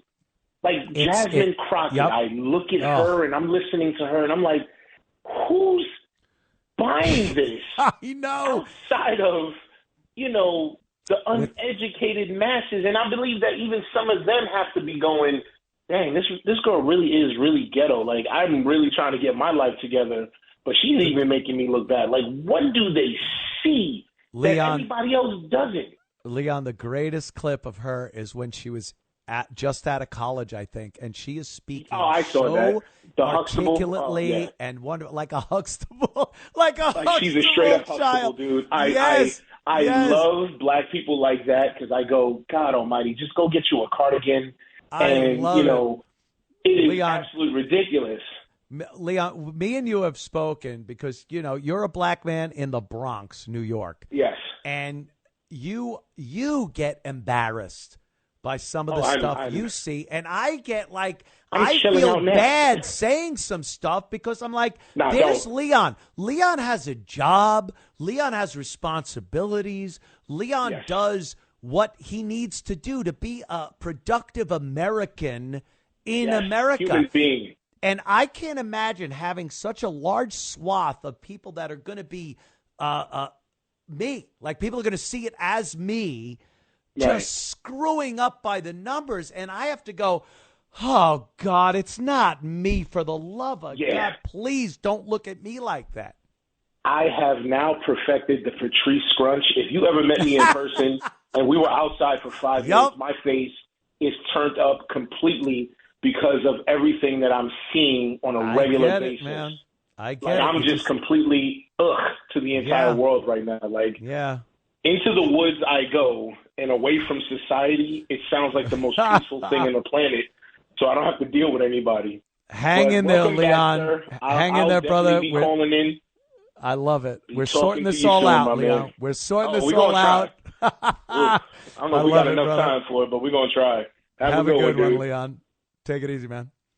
Yeah, Leon. I've spoken to Leon so many times, and he's so on the money. And I've been called to the carpet for my racial views on some things over the course of the years. And fact of the matter is, there are people like Leon out there. The guy's doing the right thing. He's doing everything he needs to do. And then he's the one. If I say it, I get jammed up. I get in trouble. He's living it, and he says it, same stuff I'm saying, and he's just got to put his head in his hand and go, what? When? I love him. Leon's a good guy, man. Good guy. Do I take this call? Oh, my God. Gino in Jersey? Yo, what's up, my brother? All right, it's not that Gino. No, I'm teasing, of course. Gino, what's up, my friend? This Kamala Harris. Oh, it's Kamala. How you doing? You've been away for a while. I would think you'd come out and talk about all those wonderful things you had planned. And just because you lost the presidency doesn't mean you can't keep doing those amazing things you would have done as president. Hello there. Hello there. All right. Thank you, Gino. What am I going to get? What am I going to get from the likes of Gino? This is a question that comes up every so often. Billy in Rockland. Billy in the great Rockland County. What's up, Rockland, Billy? Anthony Cumia. How you doing, man? How about the old crew coming back, like the Dice Man, the J. Moore Man? In time, I'll be honest with you, and there are some comics I don't know about where they stand with me. I've been in some very big controversies as far as show business, broadcasting, radio, podcasting goes. So a lot of these guys in entertainment, they want to steer clear of controversy. They don't want to upset another guy that might prevent them from getting a job somewhere. So I don't know. I'm reaching out to a few people, and a few people have reached out to me, and I'd gladly have them on. But, I think I'm in a healing phase here where people have to see what I'm doing here on broadcast radio and realize, oh, he's not just going off like that maniac that he could be. So we'll see. We'll see, Billy. Great show, Anthony. Thanks for being on the air. Thank you, my friend. I do appreciate it. And I really do. I was watching this country singer guy, Morgan Wallen. Is it Wallen? Because if you're going to be a country guy with Wallen in your name, spell it like Waylon Jennings. Even if your real name is spelled Wallen, that's Wallen or Wallen. I don't know. The story just hit me. I'm not sure. But he's getting crap for walking off the stage during that end of the Saturday Night Live music. He was the musical guest. The host gets up. You've seen it. Everybody, thank you so much. We'll see you next time. And then the SNL music starts up. And this guy, Morgan Wallen, just left the stage. He walked forward right past the camera. It looked very, very awkward. But I couldn't tell if he was mad or he wanted to make a point or anything like that. It just seemed like he's a country guy who wanted to get the hell out of New York. And he did post a tweet right after. And he put, get me to God's country.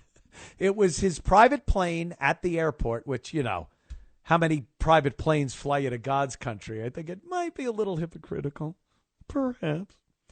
But he left the stage, and people are freaking out like he's snobby. He didn't want to celebrate with the rest of the cast. But if you're a country guy, and I don't even know where he's from, but you're a country guy,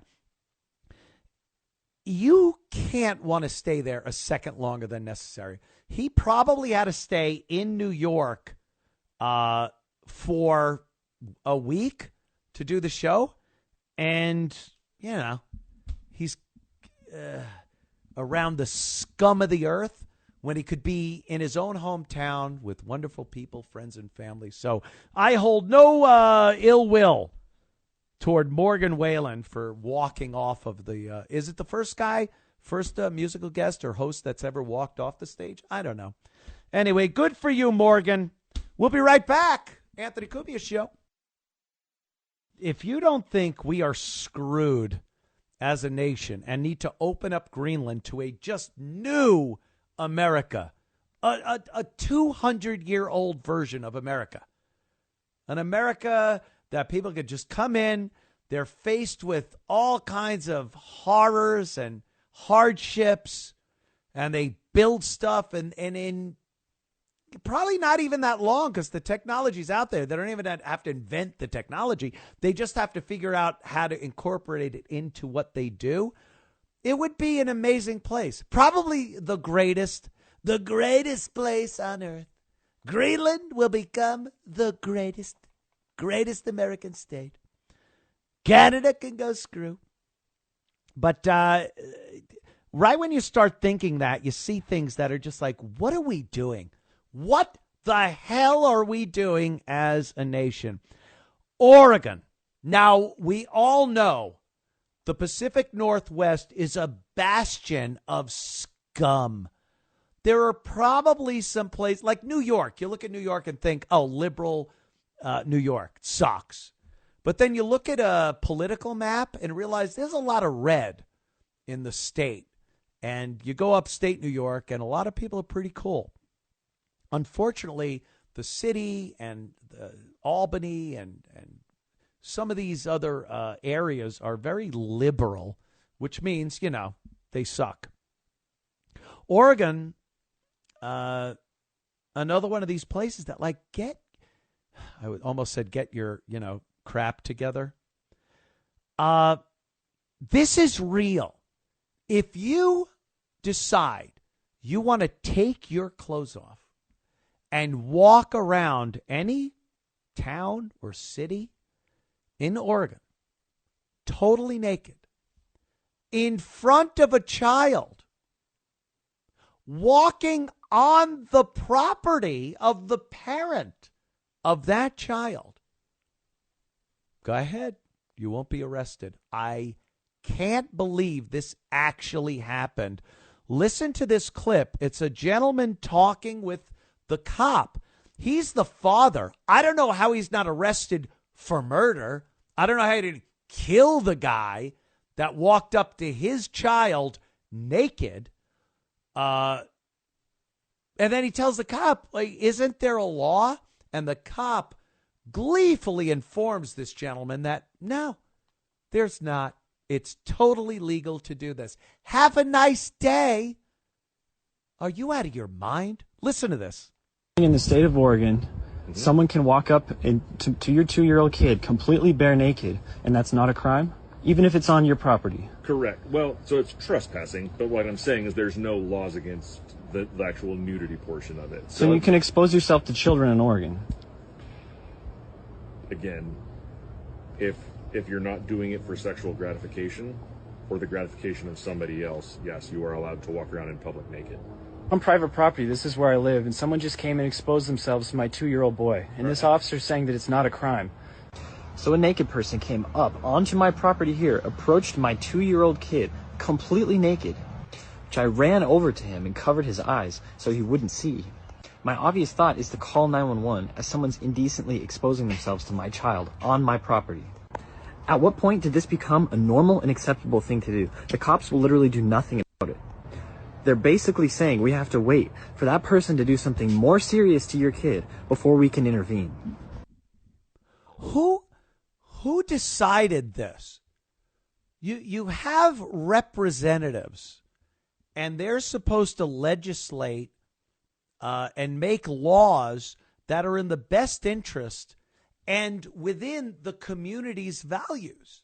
You just go up and go, a bunch of people vote and say, this is what we want. How the hell did this one slip past? Where a politician goes, you know what? I think it's good if a nut perverted piece of can walk up to a young child on someone's property, expose themselves, and walk away with impunity because we don't want a law against that. And then they just keep getting voted back in office. And the law isn't repealed. How is this a good thing? And this is just a microcosm of the bigger picture. I don't know of many laws that are based on representing our best interest. Yeah, I tell a story about when I lived in Roslyn, New York. I wanted to chop a tree down, you know, like Pa Ingalls on Little House on the Prairie. Grab my axe, a few loogies in each fist, and I'm chopping. But for some reason, I had to go through a political process like I wanted to put down my grandmother because she was sick. This is the world we live in. Unbelievable regulations, unbelievable laws that do not do anything in the best interest of the people that are voting these people in office. Put that on a bill. I don't know how it got passed. I assume people are very stupid. My default assumption of humans are that they are stupid, just based on what I've seen. But how stupid do you have to be to vote for someone that will allow a nude man to walk up to your child on your own property and there's no consequence for that? Are you out of your mind? How does this happen? How does this happen? But it does. That's what happens. I got another clip I didn't get to tonight. Let's play Adam Schiff calling Trump a liar. This is insane. I mean, Adam Schiff was quite literally censured for lying. He said that there was Russian collusion. They came up with a resolution saying Schiff held a position of power during Trump's presidency and abused his trust by saying there was evidence of collusion between Trump's campaign and Russia. It literally says, Representative Schiff purposely deceived, lied to, his committee, Congress, and the American people. There is a record of his lies to this. Play the clip. Now, the interesting thing about Donald Trump that you need to understand is Donald Trump doesn't claim to tell the truth. He doesn't pretend to be telling the truth. No, Donald Trump's argument is the argument of dictators around the world and is much more insidious. His argument is essentially, yes, he's a liar, but so is everyone else, and he's your liar. He's your liar. If you can convince people that everything is lies, if you can convince people that they're entitled to their own alternate facts, to quote the infamous Kellyanne Conway, then what basis do we have for democratic governance? How do we decide what policy should be? How do we decide All right, who should shut govern? up. Shut up. He's calling Trump a liar. This guy was censured by Congress for his lies. And we keep voting these people in over and over again. Enough! I say enough. Ladies and gentlemen, I thank you so much for popping in and supporting me on the Anthony Cumia Show right here. I appreciate it. We'll be back next week at the same time. I swear to you. Oh, I didn't even see that. All right. I just got a whisper in my ear. It was nice. It was actually someone asking me out to dinner. I'm kidding, of course. Yeah, we vote these people back in. Why? Why does Adam Schiff get voted back in? Why does Maxine Waters, Jasmine Crockett? Just having the name Crockett is insulting. I remember watching Davy Crockett as a kid. Now we got Slavey Crockett. It's so insulting, and I've had it. And I don't know what to say about it because people just keep voting these idiots back into office. A liar. Obvious. It's on the record. He lied. And what happens? He gets censured, which means nothing. And then what happens? He gets to call Donald Trump a liar. Enough. I've had it. Are we done? We're done. I'll see you all next week right here. Anthony Cumia Show.